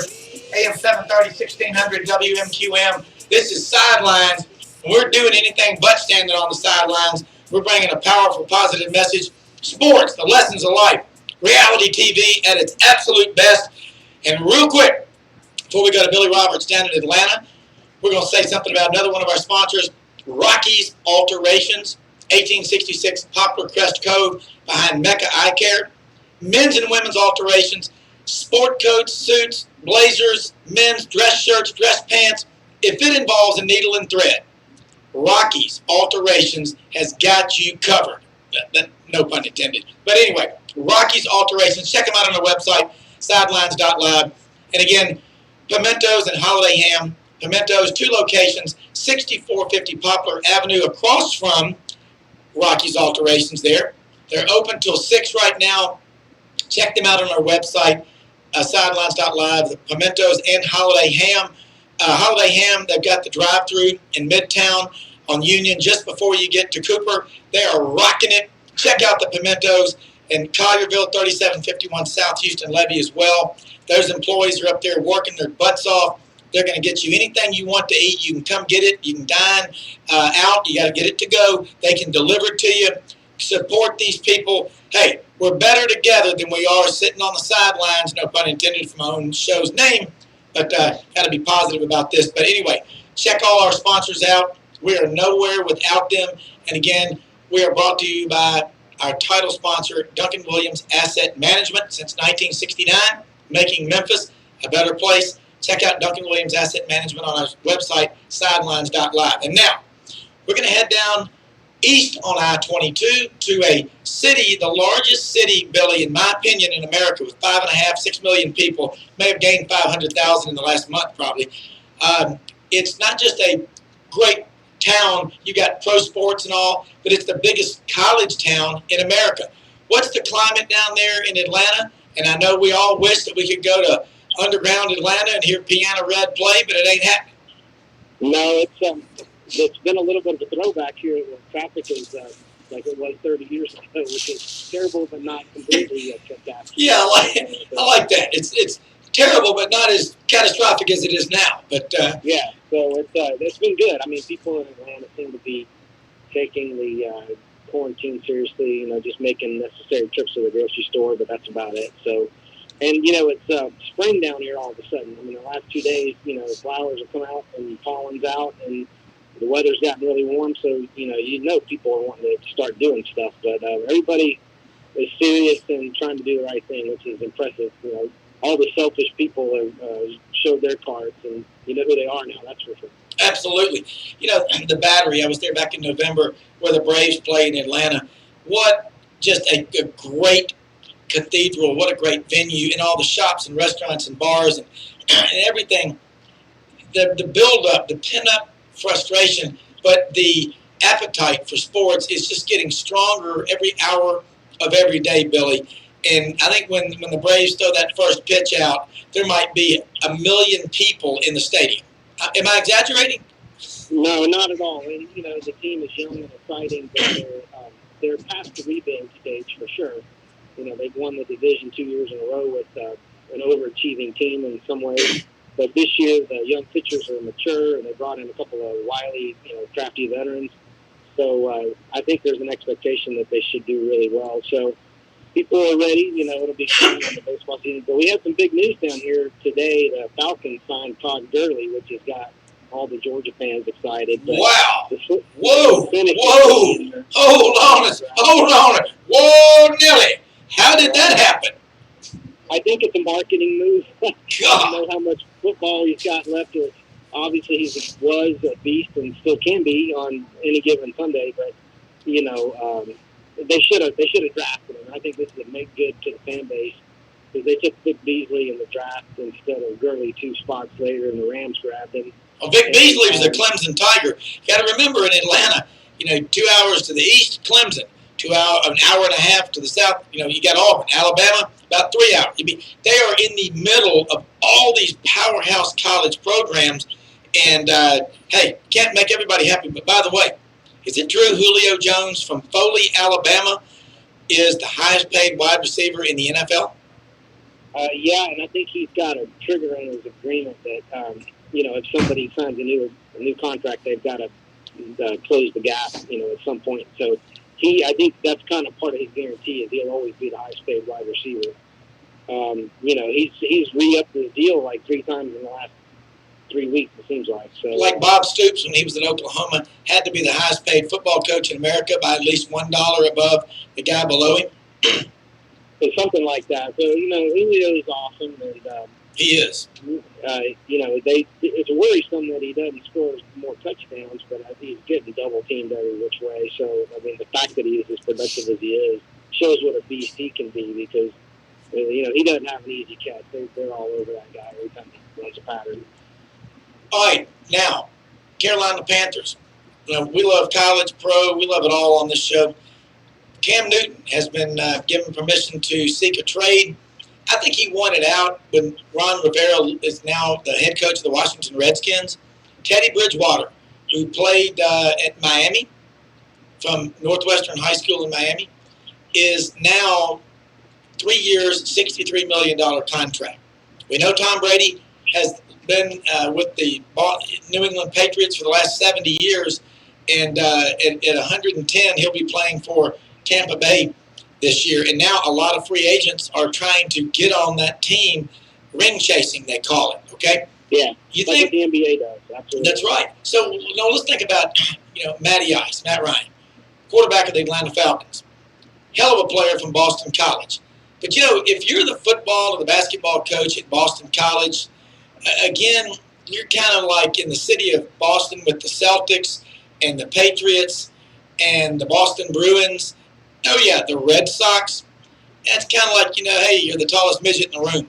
I mean, how do you get any traction? But the guy has come down here to the Atlanta Falcons and is having a really good career. But they got in the Super Bowl, blew that lead. But credit the Patriots for overcoming the deficit. Do you think there's any chance Cam Newton, they try to bring him back to Atlanta? He's from, went to, Westlake High School there in College Park. Think they try to bring him back?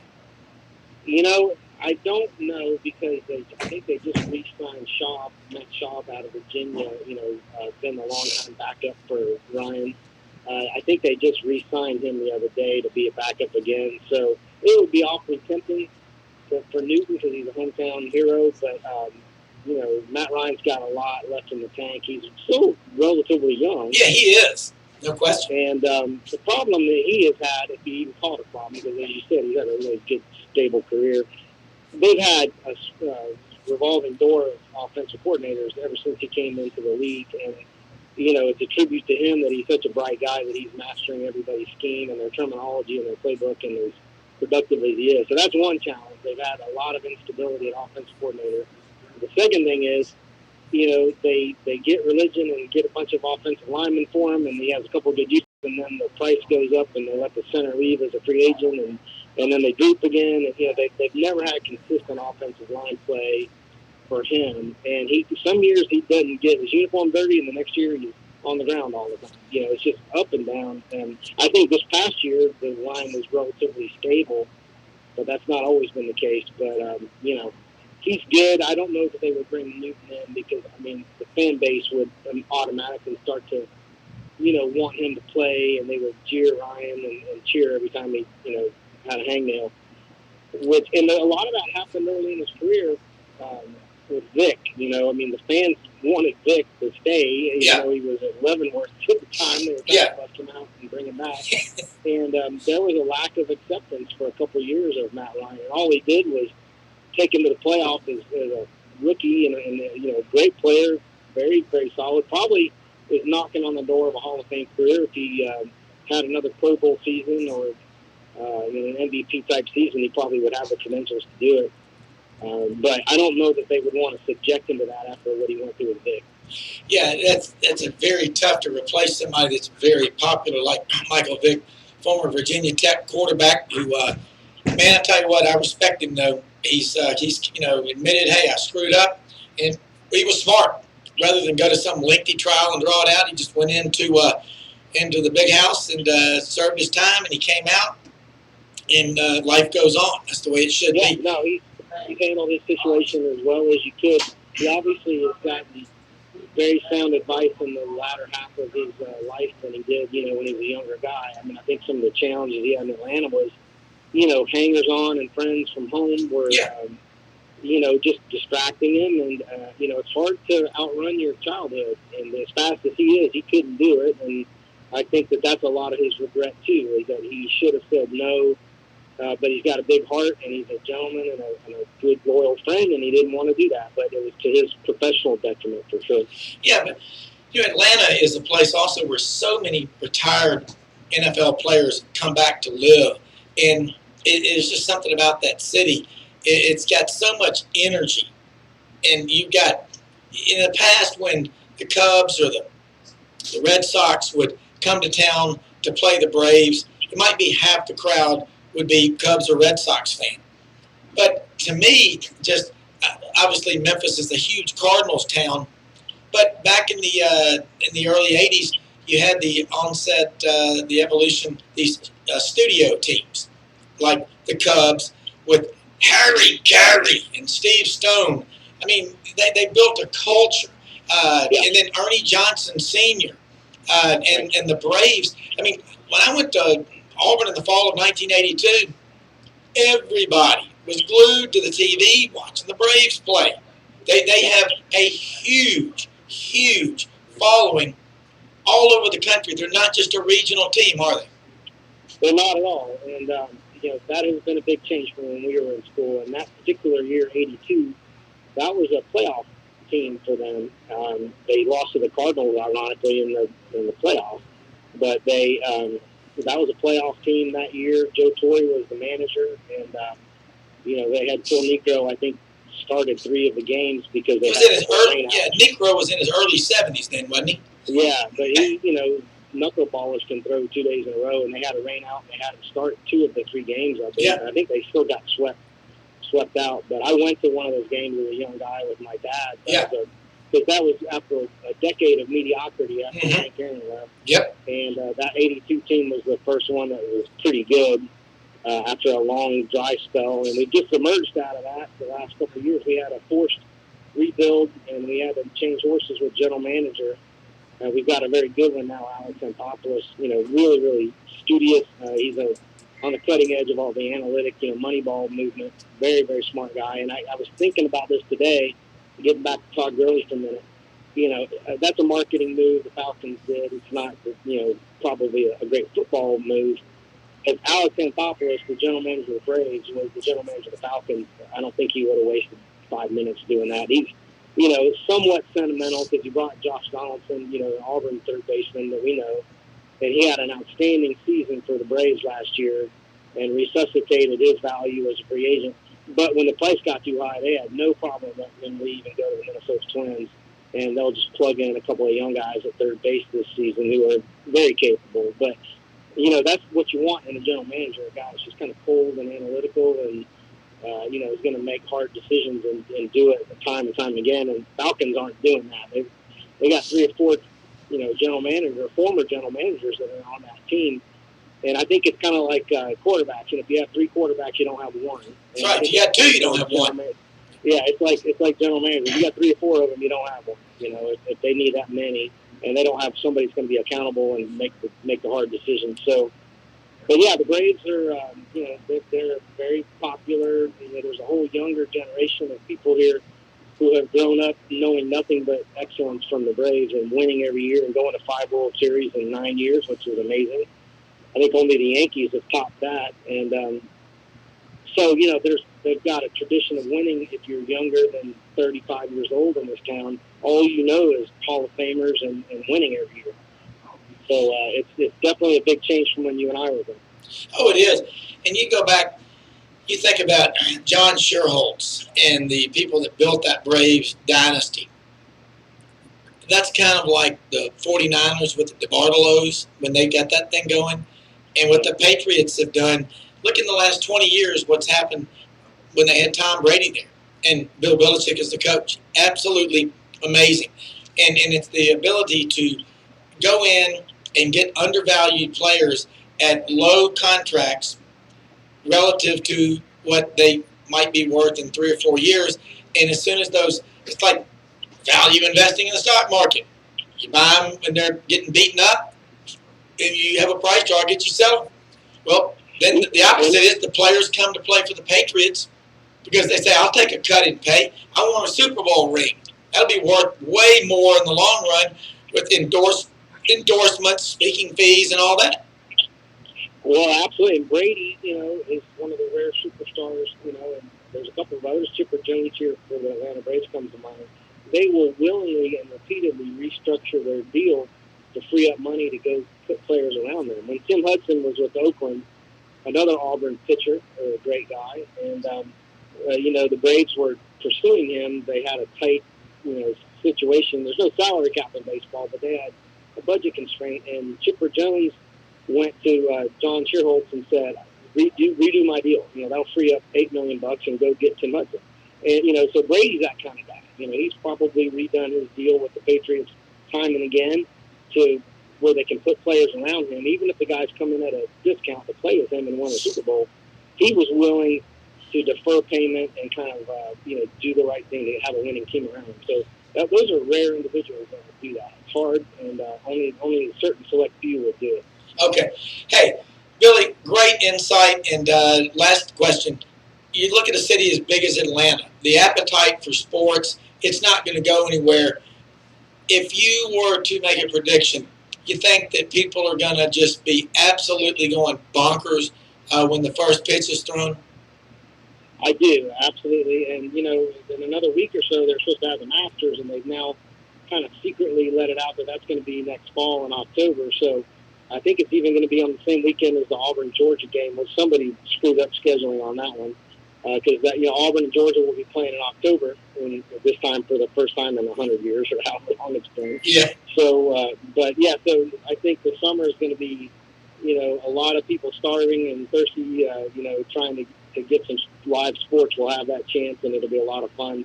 But then the fall, with all of these events that are being deferred in the spring, they're going to pop up again in the fall. The fall is going to be crazy. It's not just going to be college and pro football. There's going to be a lot of things vying for our attention. I have Rolling Stones tickets for July at Mercedes Stadium, and I think they're going to defer and redo that concert in October. So there's a lot of stuff like that going on. Hey, it's a fun time. Hey, Billy, great call. We'll have you on again next week. You are in the city of Atlanta, what I call the largest college town in America. And it's just, and you've got all your pro sports and everything like that. But, hey, get out the YouTube, watch the ESPN Classics, whatever it takes. We will get through it. And you're seeing it, Billy, same thing. All your restaurants, bars, and everything in Atlanta, everybody, support these people. We're Americans. We're better together than we are separate, aren't we? Amen. Well said. Okay. Hey, thanks again. Let's go now to Jimmy Hodge up in Chicago. Jimmy, one of our contributors. Jimmy, we're all on the IV for sports right now. But, Jimmy, we're going to take a quick commercial break. Then we're going to come right back to you. And we're going to talk some sports because I need a fix.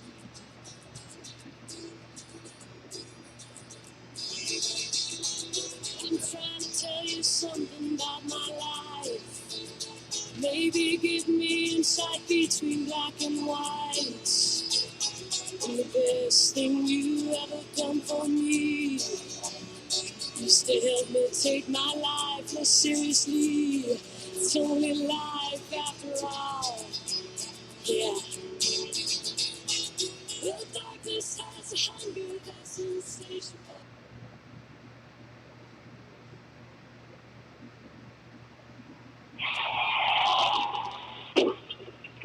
If you have a crash, then on ding, go to GE Patterson and BBG. Become Martin Buddy Shop. Hey listeners, it's Chris Murphy with Inman Murphy Termite and Pest Control. Call today for the best prices this season. The bugs will be upon us before you know it. Give us a call today at 388-0852. That's 388-0852. Or check us out on the web at inman-murphy.com. We don't just say we care, we show we care. At Ortho One, that's the motto we live by. We place an emphasis on seeing our patients as quickly as possible without sacrificing quality in the care that each patient deserves.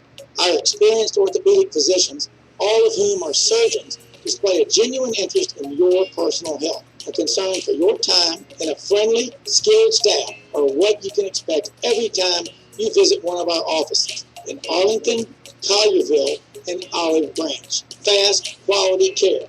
That's the Ortho One difference. Check them out at ortho1.org. Family owned and in business since 1972, Matei's Garage is best known for providing quality automotive repair at a fair and reasonable price. We can accommodate most makes and models, including European and Asian vehicles, as well as all American makes.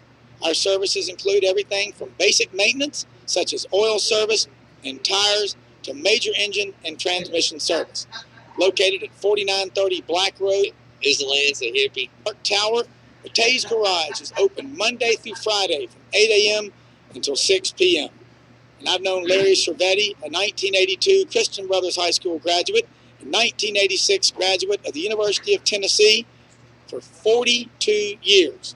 It's hard to find someone better than Larry. He's as good as it gets. Check him out on our website, mateisgarage.com. orthogarage.com. We don't just say we care, we show we care. At Ortho One, that's the motto we live by.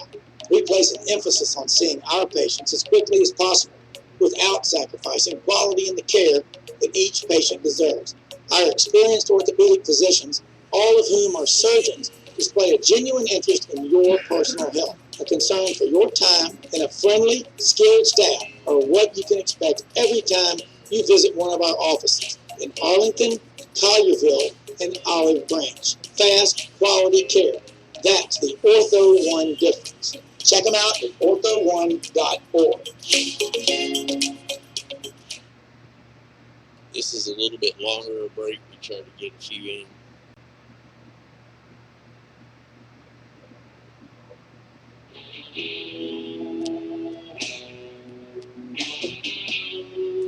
This is your boy. I picked this one. Yeah.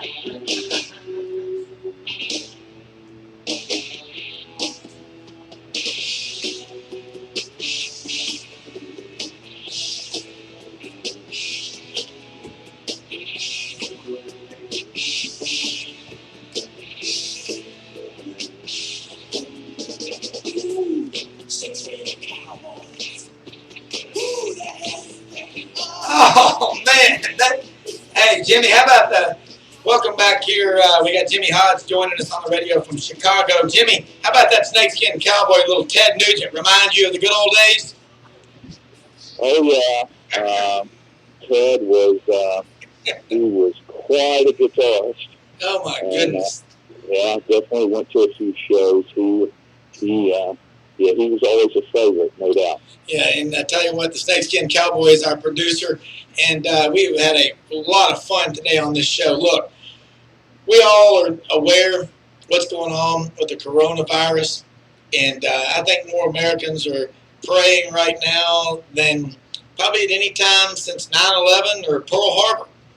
And you know what? We've also got sports. They're not a distraction. Sports are, as my friend Pete Cordelli says, they are reality TV at its absolute best. What are you watching? Marble racing, which birds can build nests faster than the other kind of birds.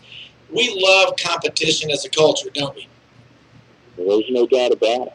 And you may have struggles in your everyday life, but when you get home, any day of the week, the way it is nowadays with broadcast sports, you can watch some kind of sport almost any evening to kind of get your mind off what you're dealing with maybe on an everyday basis that sometimes can be overwhelming to you. Yeah, and people never outgrow it. My dad is 91. He watches every Memphis Tiger game, every Grizzlies game, and, of course, every Auburn game. I mean, and he still looks in the paper for the TV directory and all the time says, well, I didn't see it on the TV directory. I said, look, hit the guide button. He goes, what are you talking about? So, but, you never outgrow this stuff. And look, the classic games, where we have come from, but sports teach us about the lessons of life. You see people against just insurmountable odds, so we're told. They work together, they lean on each other, and they get knocked down, they get back up, and they keep pushing forward, and they never quit. The secret to winning is staying in the fight. Jimmy, baseball season's been pushed back. The NBA has been pushed back. Spring practice is basically on life support. Probably not going to happen. It's certainly not in the traditional form or fashion. Had Cole Kubelik on the show early on from SEC Network, ESPN, three-man front every day, 10 to 2 on Jock's Radio in Birmingham. And certainly he said something that made a lot of sense. He always does. He's brilliant. He said it's going to be really tough for the coaches like Mike Leach and Lane Kiffin, Sam Pittman at Arkansas, Eli Drinkowitz at Missouri, who are new coaches trying to put in a new system. Talk about that. Well, it's actually a double whammy because those coaches you mentioned that are new coaches taking over a program with players for the most part they aren't familiar with. They've also been penalized or or at least kept from competing on a level playing field by the early signing period. It's already been done by, December, 10th or somewhere, right? December 18th, yeah. And it's over. Nowadays, 90% of the recruiting is done in that first signing period, and most of those guys didn't get their current jobs until after that, or maybe a couple of days before, where they really didn't have a chance to have any kind of impact on the recruiting classes the previous staff had been working on for, in a lot of cases 2 or 3 years. And then you add this situation with the China virus that, by all indications, is probably going to eliminate spring practice for all college football programs, so they don't have a chance to even work with these guys on the field in game-type situations. So, for those guys, it's really tough. And even for some programs like, for example, LSU, who lost the Heisman Trophy winner, who might have had the greatest single season for a quarterback in college football history, not to mention 10 players that entered the NFL draft early. Yeah. All of those players are going to have to be replaced, and not having a chance to work with them for 15 practices in the spring, I mean, that's got to be a huge obstacle, not to mention that they lost 2 heavyweight coordinators. Well, even though Brady technically wasn't the offensive coordinator, he was really the force behind that dramatic offensive improvement, and then Aranda going to Baylor, so they kind of replaced both of those coordinators. So there's the number of obstacles that some of these programs are facing are just enormous. They are. We look at 9/11 when we had the first weekend, 9/11, that was a Tuesday. Saturday, there were no games, but everything got pushed back. Florida, Tennessee was played at the end of the year, and Florida, it was in Gainesville, but Tennessee won that game. It was a shootout. They went on a couple of weeks later. They played LSU in Atlanta. Rohan Davey, the throw-in Rastafarian from Hialeah, Florida, was LSU's quarterback. He got injured in the first half. Matt Mauck, a pre-dental student, the quarterback backup for LSU, came into the game. LSU won that game. Tennessee, the fans were throwing rose petals at them as they walked in to the stadium on the ball walk. That changed a lot. That also was the last year of Steve Spurrier coaching at Florida. How much did that have to do with him leaving and then taking that job with the Redskins? I think the biggest factor of Spurrier leaving really happened with him and Jeremy Foley didn't get along, or what? Yeah, in the Florida State game. Yeah. When they pretty much manhandled Florida State, and Darnell Dockett, the defensive end or linebacker? For Florida State. For Florida State, who ended up playing most of his career with the Arizona Cardinals.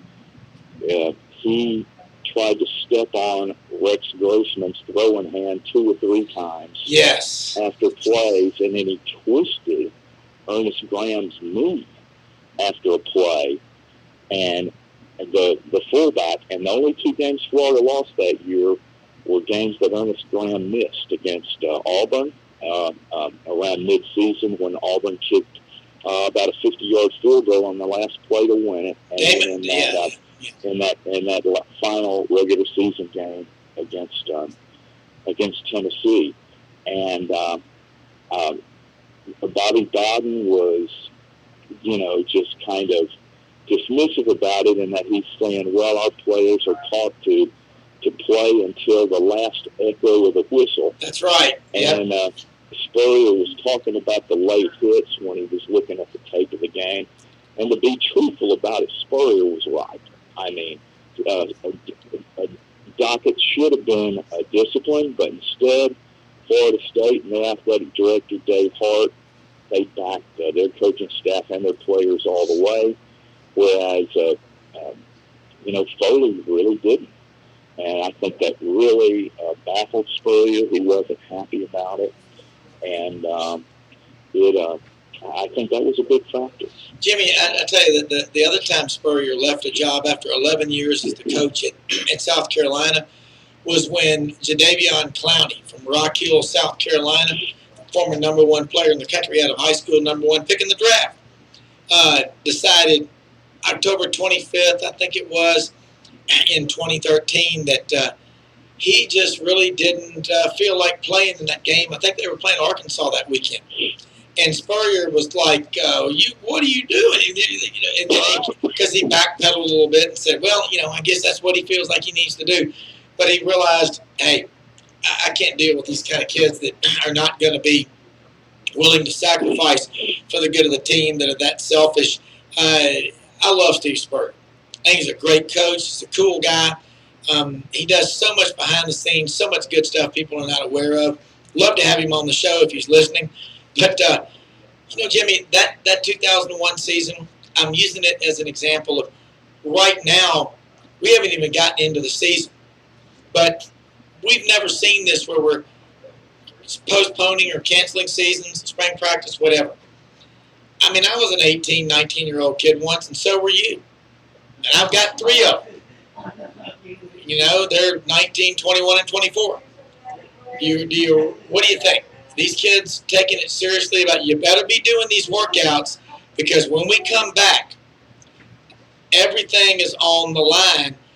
We can see a paradigm shift in the power of starters that I wouldn't think a starter would get lazy, but they certainly can, couldn't they?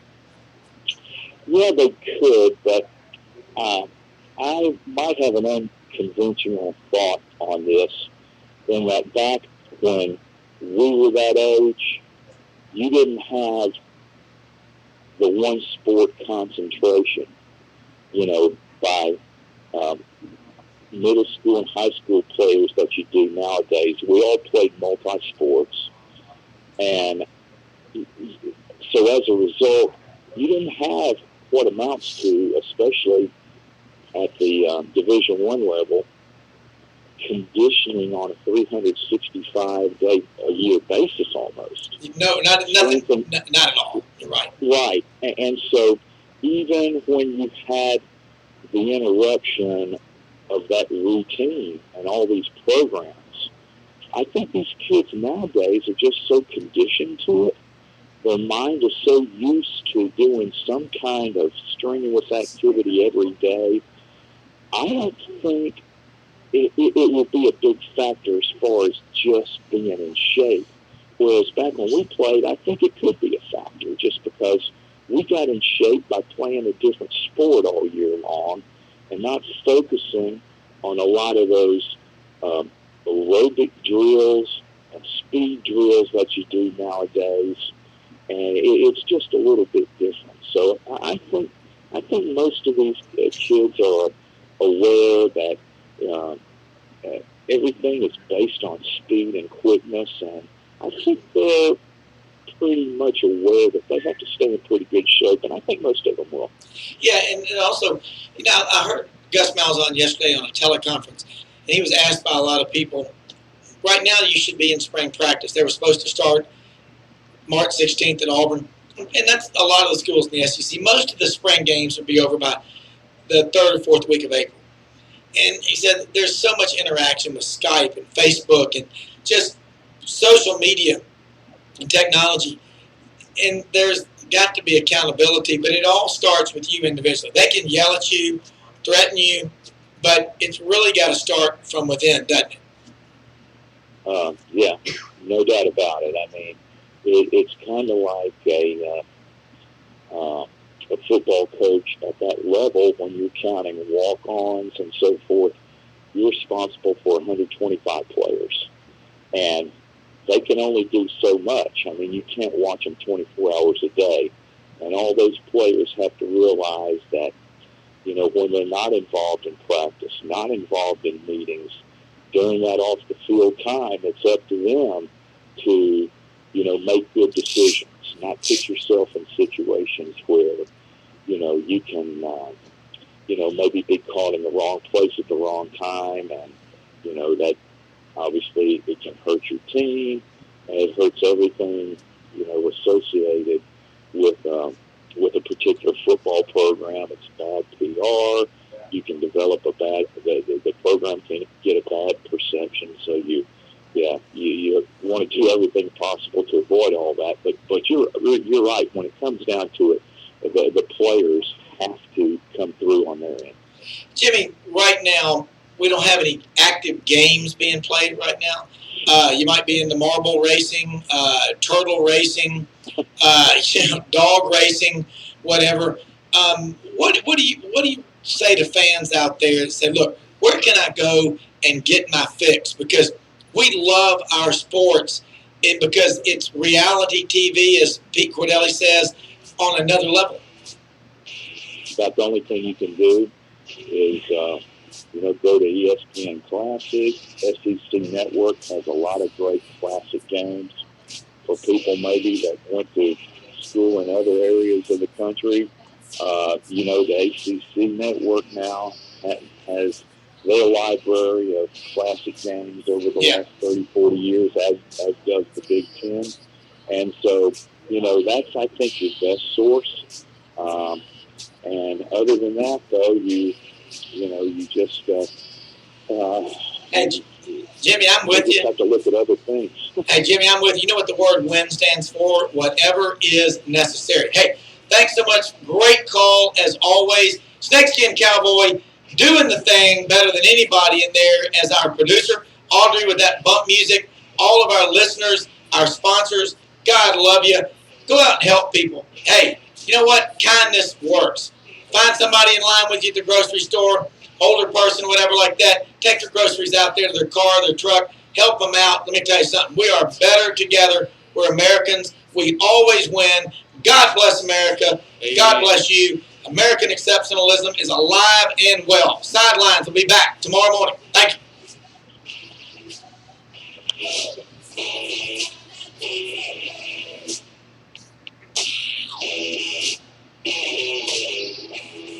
May 25th, 2012, KQPN was granted a license by the Federal Communications Commission to serve the public interest as a public trustee until June 1st, 2020. Our license will expire on June 1st, 2020. We must file an application for renewal with the FCC by February 3rd, 2020. When filed, a copy of this application will be available for public inspection at www.fcc.gov.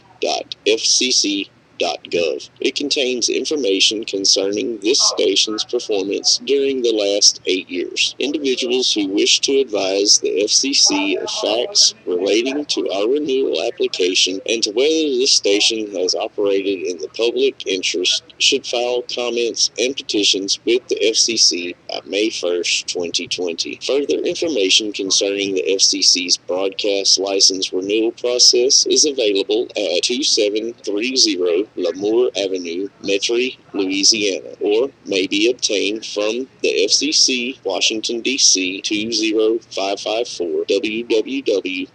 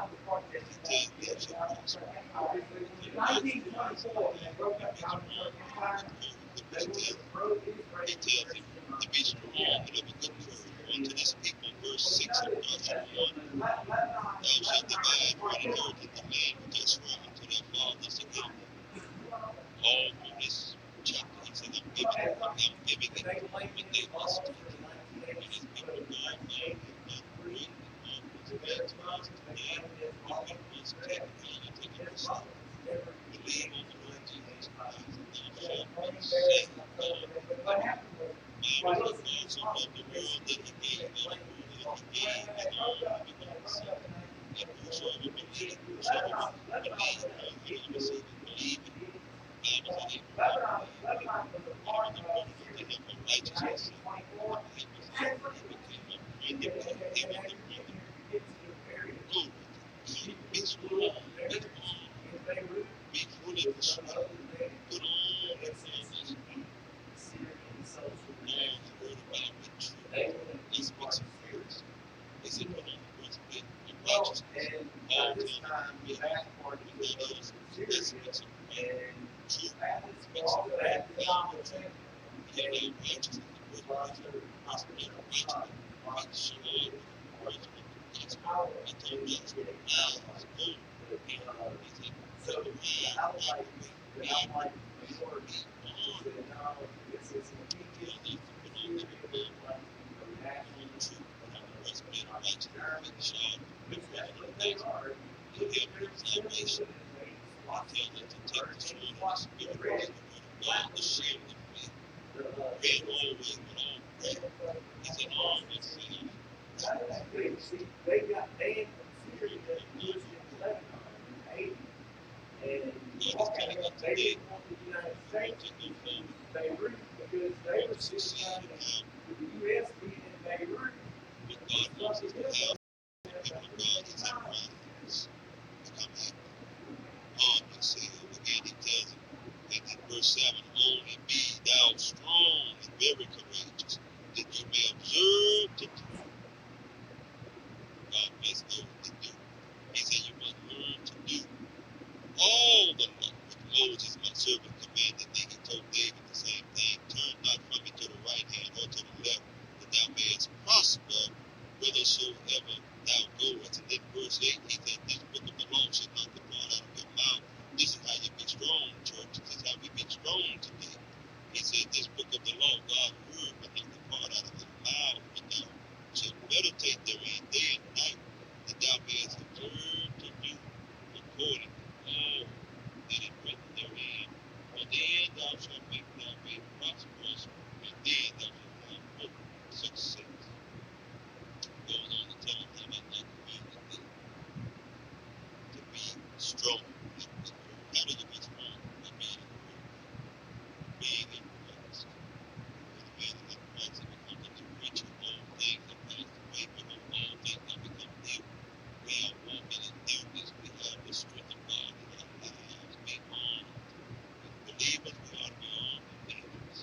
Be strong in the Lord. He tells us in the book of Ephesians, and in the power of his might.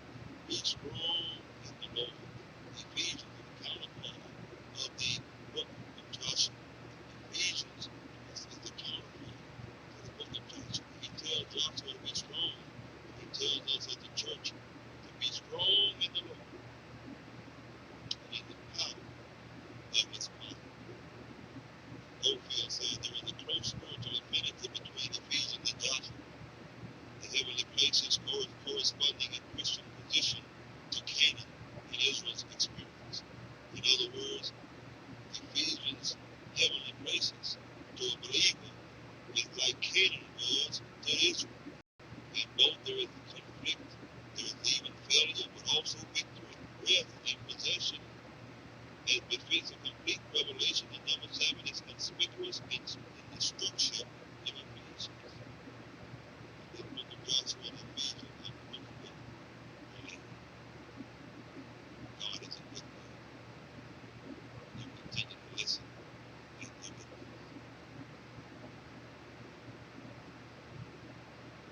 will. Until tomorrow, we say unto you, awake and arise, and you be blessed. You are listening for tuning in to the broadcast today.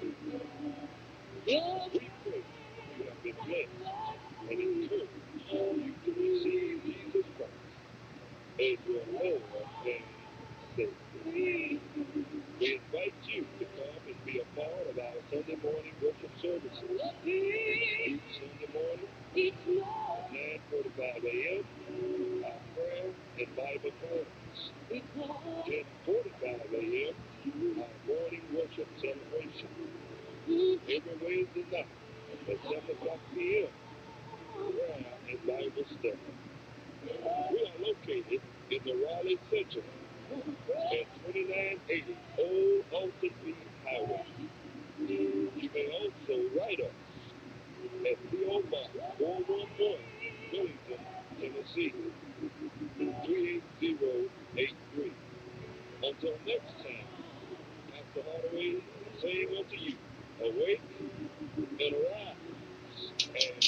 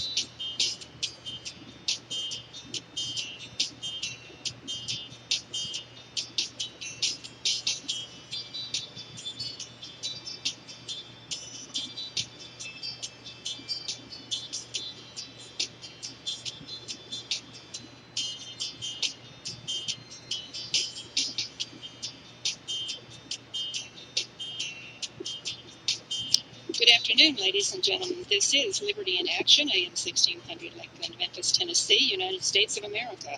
We welcome you who are listening around the world, and we really appreciate it. We're on Monday, Wednesday, and Friday from 5 to 6 p.m. That's Monday, Wednesday, Friday from 5 to 6 p.m. You can get us on Ustream, watch us as we have our internet radio show. You can watch us on Ustream at WMQM 1600 AM. That's Ustream at WMQM 1600 AM. You can also get us on the internet on TuneIn Radio, tunein.com, and search WMQM. That's tunein.com and search WMQM.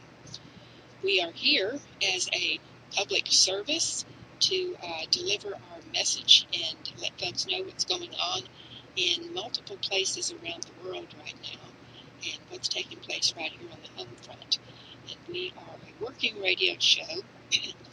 And would you please get a pen and paper, and you might want to jot down some information today and actually use it for now or use it for later. But we're going to have to use that information that we're talking about today.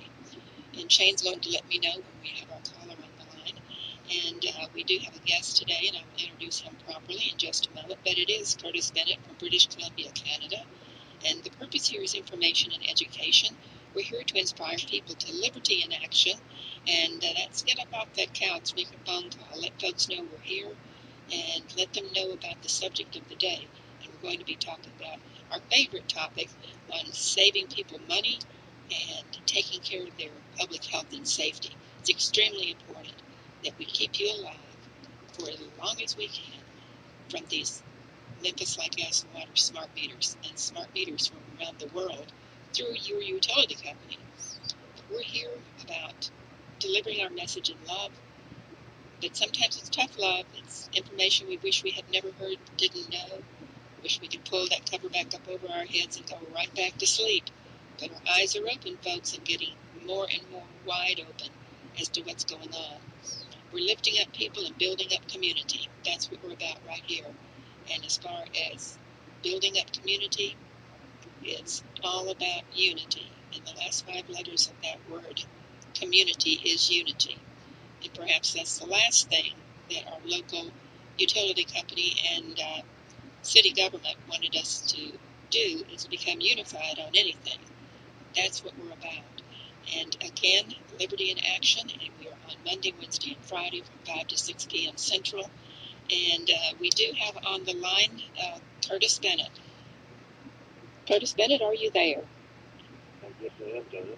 How, great, and you? Well, they're sure as heck keeping us busy. Oh, very busy here. Let me introduce you, and then we're going to talk about the busy stuff we've been doing. Because I haven't had time to sleep. I don't know about you, but it's been a few hours since last we talked. I want to share with the folks who you are. You are Professor Curtis Bennett, and you are from British Columbia, Canada. That's right above the state of Washington, and on the very west coast. And Washington is right above Oregon, and then there's California, if I remember my history. Okay, you are an international you're the chief of the International Science Board. That's very important. And you're an interprovincial journeyman electrician Red Seal, a building engineering technologist, an adjunct professor for accredited medical education for CME credits. That means you teach the doctors, the nurses, and the rest of the healthcare professionals what they need to know about causation and biological plausibility of what's happening with the smart meters and the detriment to the human body and all living things. You're a thermal radiation consultant for about 38 years now, and a registered intervener. That means it gives you legal standing in court, and that's important too as a registered intervener. And folks can get you at www.thermoguy.com. That's THERMOGUY.com. Thermoguy.com. We welcome you, Professor Curtis Bennett. Well, Dawn, it's a pleasure to be here, especially especially on such a really important topic. Difficult not just on the but the rest of the world. Yes, it is. Total. It's in the entire globe. It is global. It's really important to me for people to understand this. That again, I get into today with people where they say, "Boy, sometimes it's pretty brutal." Is that we are first response consultants at operations levels, which means it's not going to be popular what we're reporting, but we have to do our jobs. It doesn't matter what. We have to do our jobs. And when it comes to this issue, again, we have to do our jobs. If I did not talk to you today the way I am, I would be guilty of a crime. I would be guilty of being complicit in killing people, quite frankly, and just part of this really horrible thing that's going on. So the important thing for your audience to do is to expand on this, what it means to you as a professional, because it is that technically complex. It is so technically complex where even when I'm talking to chemists, they'll say, "You're telling us how to do our job," and I said, "I'm not telling you how to do your job. I am talking about electromagnetic fields, which are electromotive forces interacting with all atoms and molecules, including electrochemistry. The very basics of all science. So it's really important for people to understand that I'm not here to pick on anybody. Where our job is to, we are codes and standards. We are the government without the politics. There are no politics when it comes to electricity and energy and anything that goes with it. And even Donna, I watched that 20-minute video of your commission. People speaking there with Jerry Collins at the end of it again. It's horrible to see that Jerry's technically overwhelmed by what he's overwhelmed by. Because even at the very end of it, you can see the commission is actually saying, okay, this is their meter basis because it's their meter. Kind of pushing towards this idea that it's the homeowner's problem, not the commission's problem, not the utility's problem. But here at the very end, what does Jerry do? He brings out somebody that brings out a meter base. Yes, and right. he says, here is the meter base. This belongs to the homeowner. And it's so significant with this because the utility has the right to come on their property and work on their equipment. When it comes to the meter, they can only read the meter. It is electrically attached to your meter base. Those connections are attached. So the commission's kind of trying to look away from the fire issue with this. It's in installation and starting fires. You cannot do installations like this and swapping meters under load. These connections so fragile, people that are qualified You would get an electrician to do his job. You cannot. So to watch Jerry show that he was the meter base, and that belongs to the homeowner. That's precisely how it works.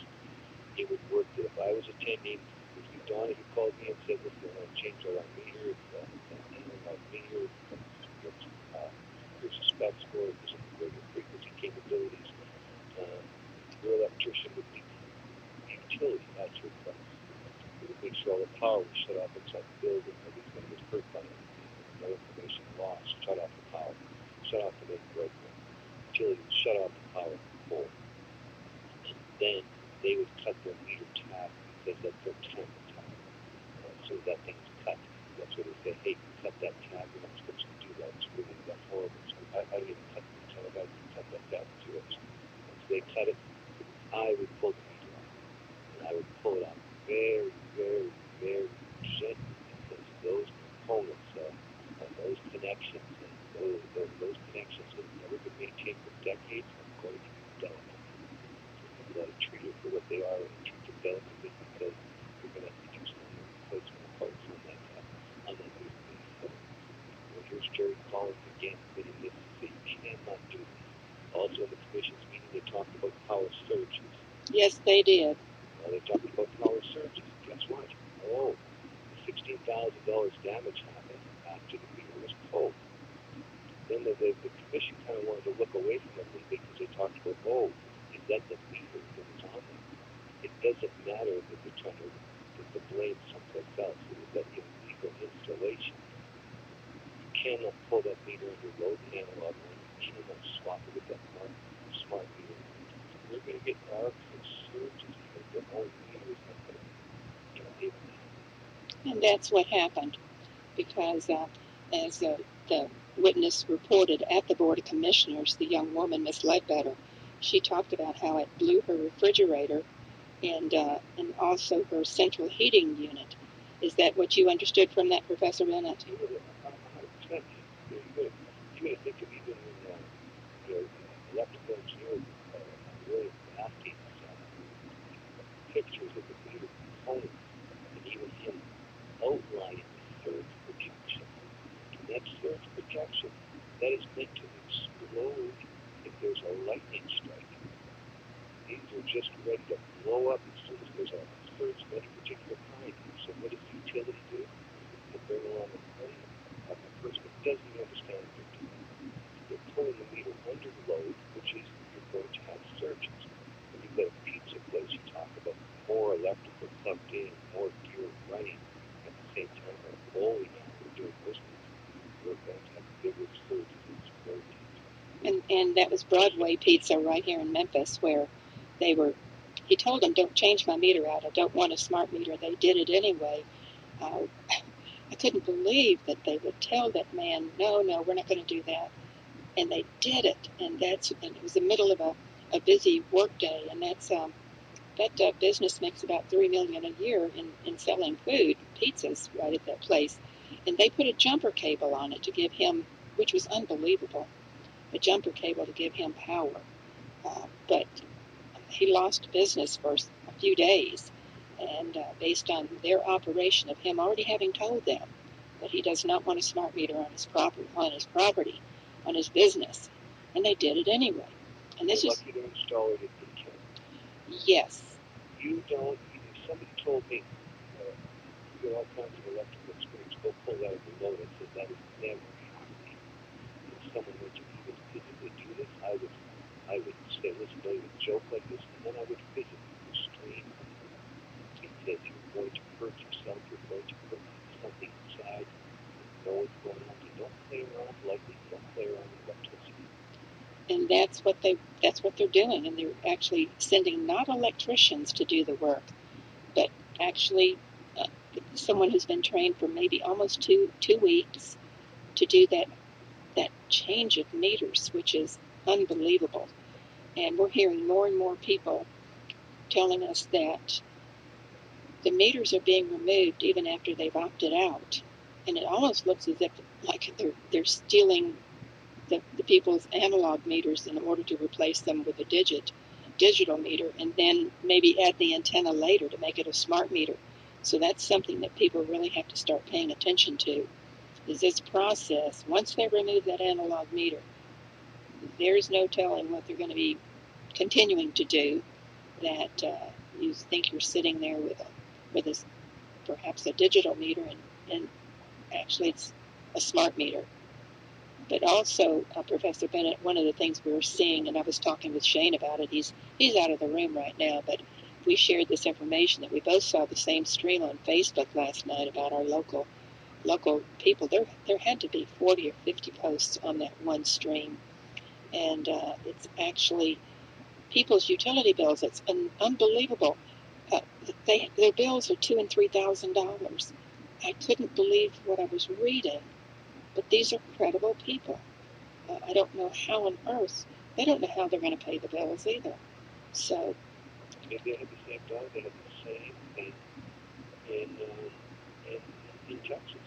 This was the media was there, and hardcore utility people were saying our bills have gone up 400%. Why? How is it possible? And the bottom line is they don't even know.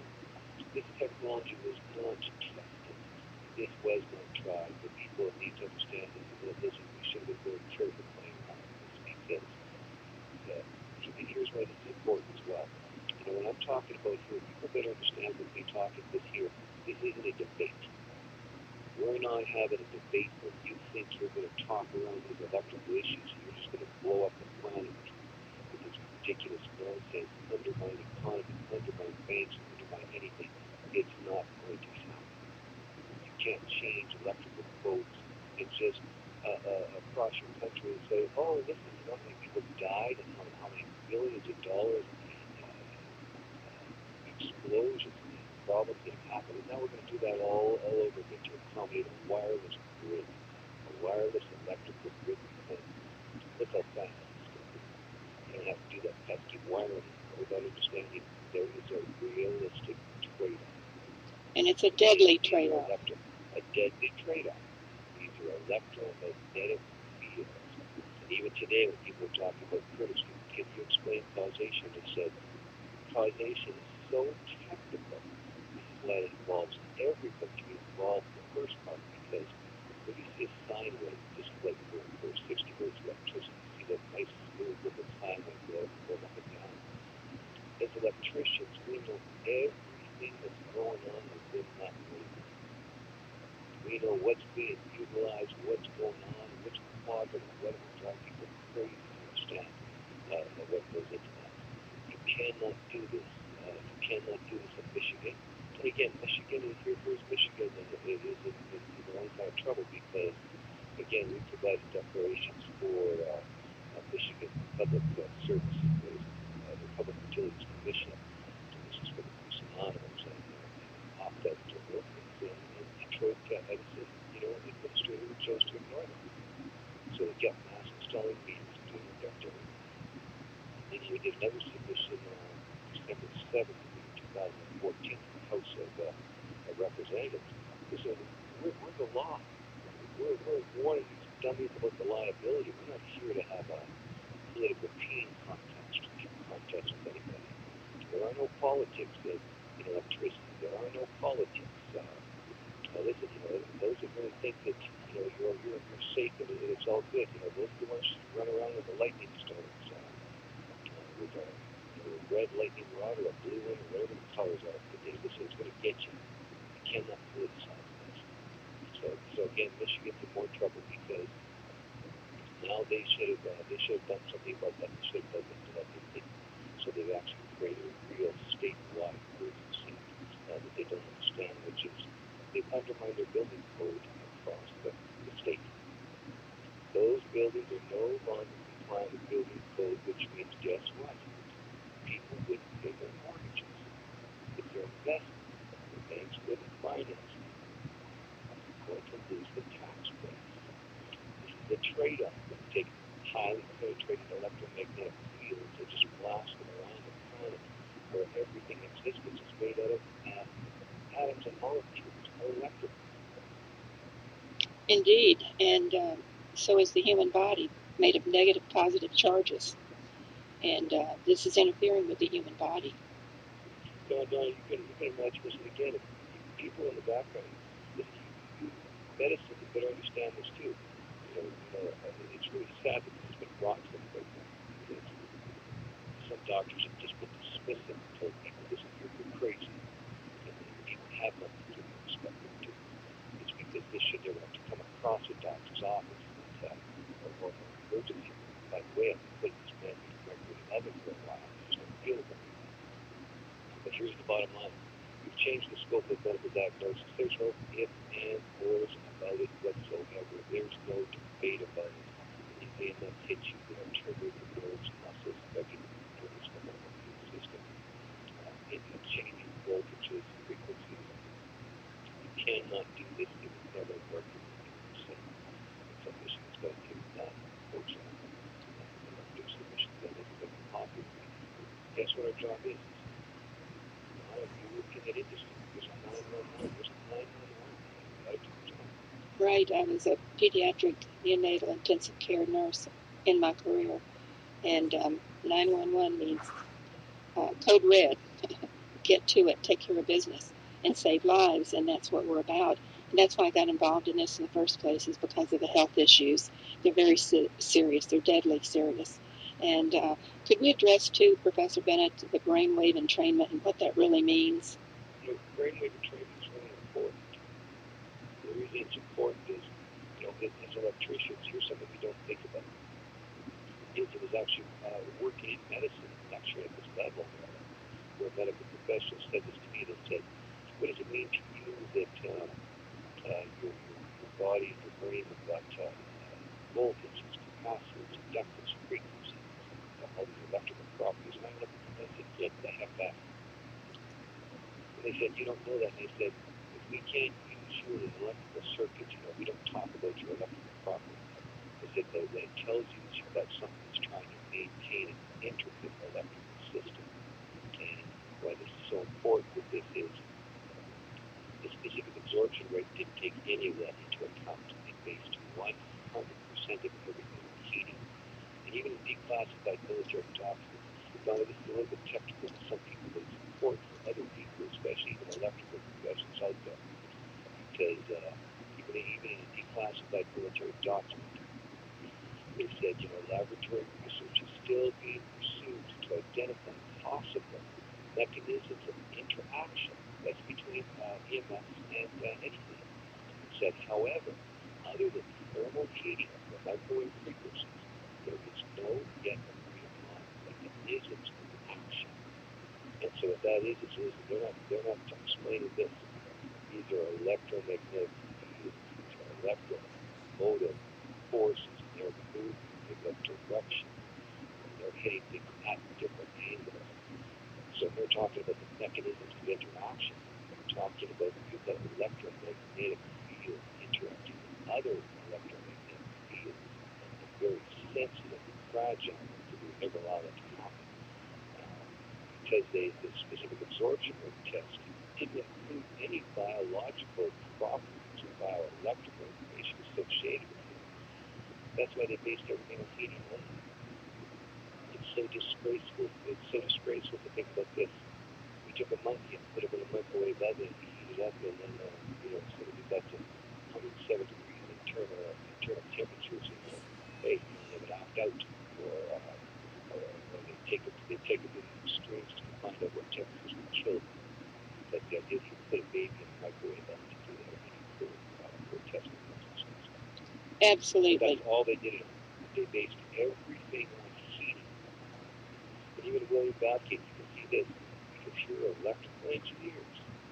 Listen, I want to say this carefully. This is, I respect them very much for their hard work, but somebody failed them miserably when they started discussing this issue, because they should have said to electrical engineers, by the way, does it make a big difference to you guys if there's a lot of frequencies and voltages and capacitance and extremely low frequencies associated with these organisms? What are you talking about? That is so critical, you cannot be cut. That's why you'll actually hear William Babcock referred to. He's an electrical engineer that did the brilliant objective work, talking about the FCC basing this on heating the brain, one to It's ridiculous. It's just a ridiculous approach. And we will be having him on in a couple of weeks. We've already booked him for the show so that he can further add to the actual conversation on what's going on. And that's so many people have come together internationally to share their information now, and this is extremely important.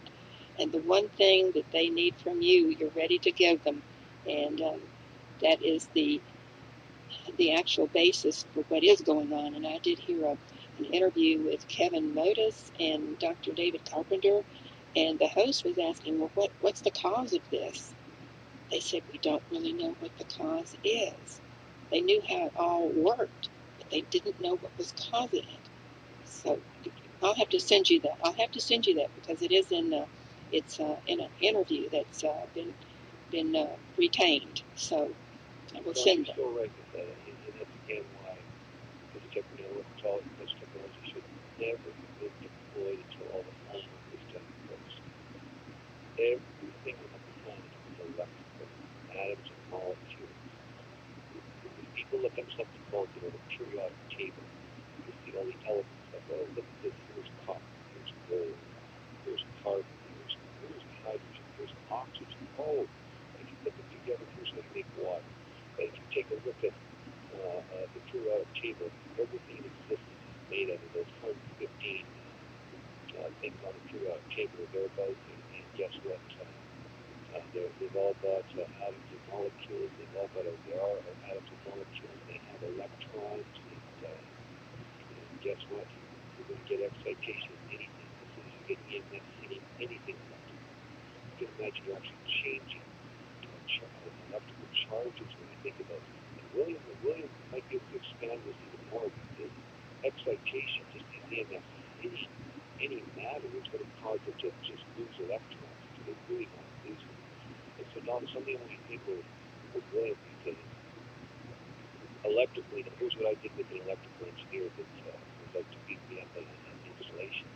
And he said, what is the frequency of like one antenna? He said 900 megahertz. I said, what happens when it interacts with 8.3 hertz? He said, oh, you're going to get all kinds of harmonics. Those are electrical disturbances that can cause incredibly horrific electrical problems in the storm. So we talked to William with brainwave entrainment. He mentioned him about 900 megahertz, and here's your brain, and delta waves 0.2 hertz. You can imagine this, you're mixing these frequencies, and your brain's frequencies are being changed. And they're being changed. So guess what? Your DNA doesn't know what the heck to do. Your delta waves, which would have been nothing to me, in our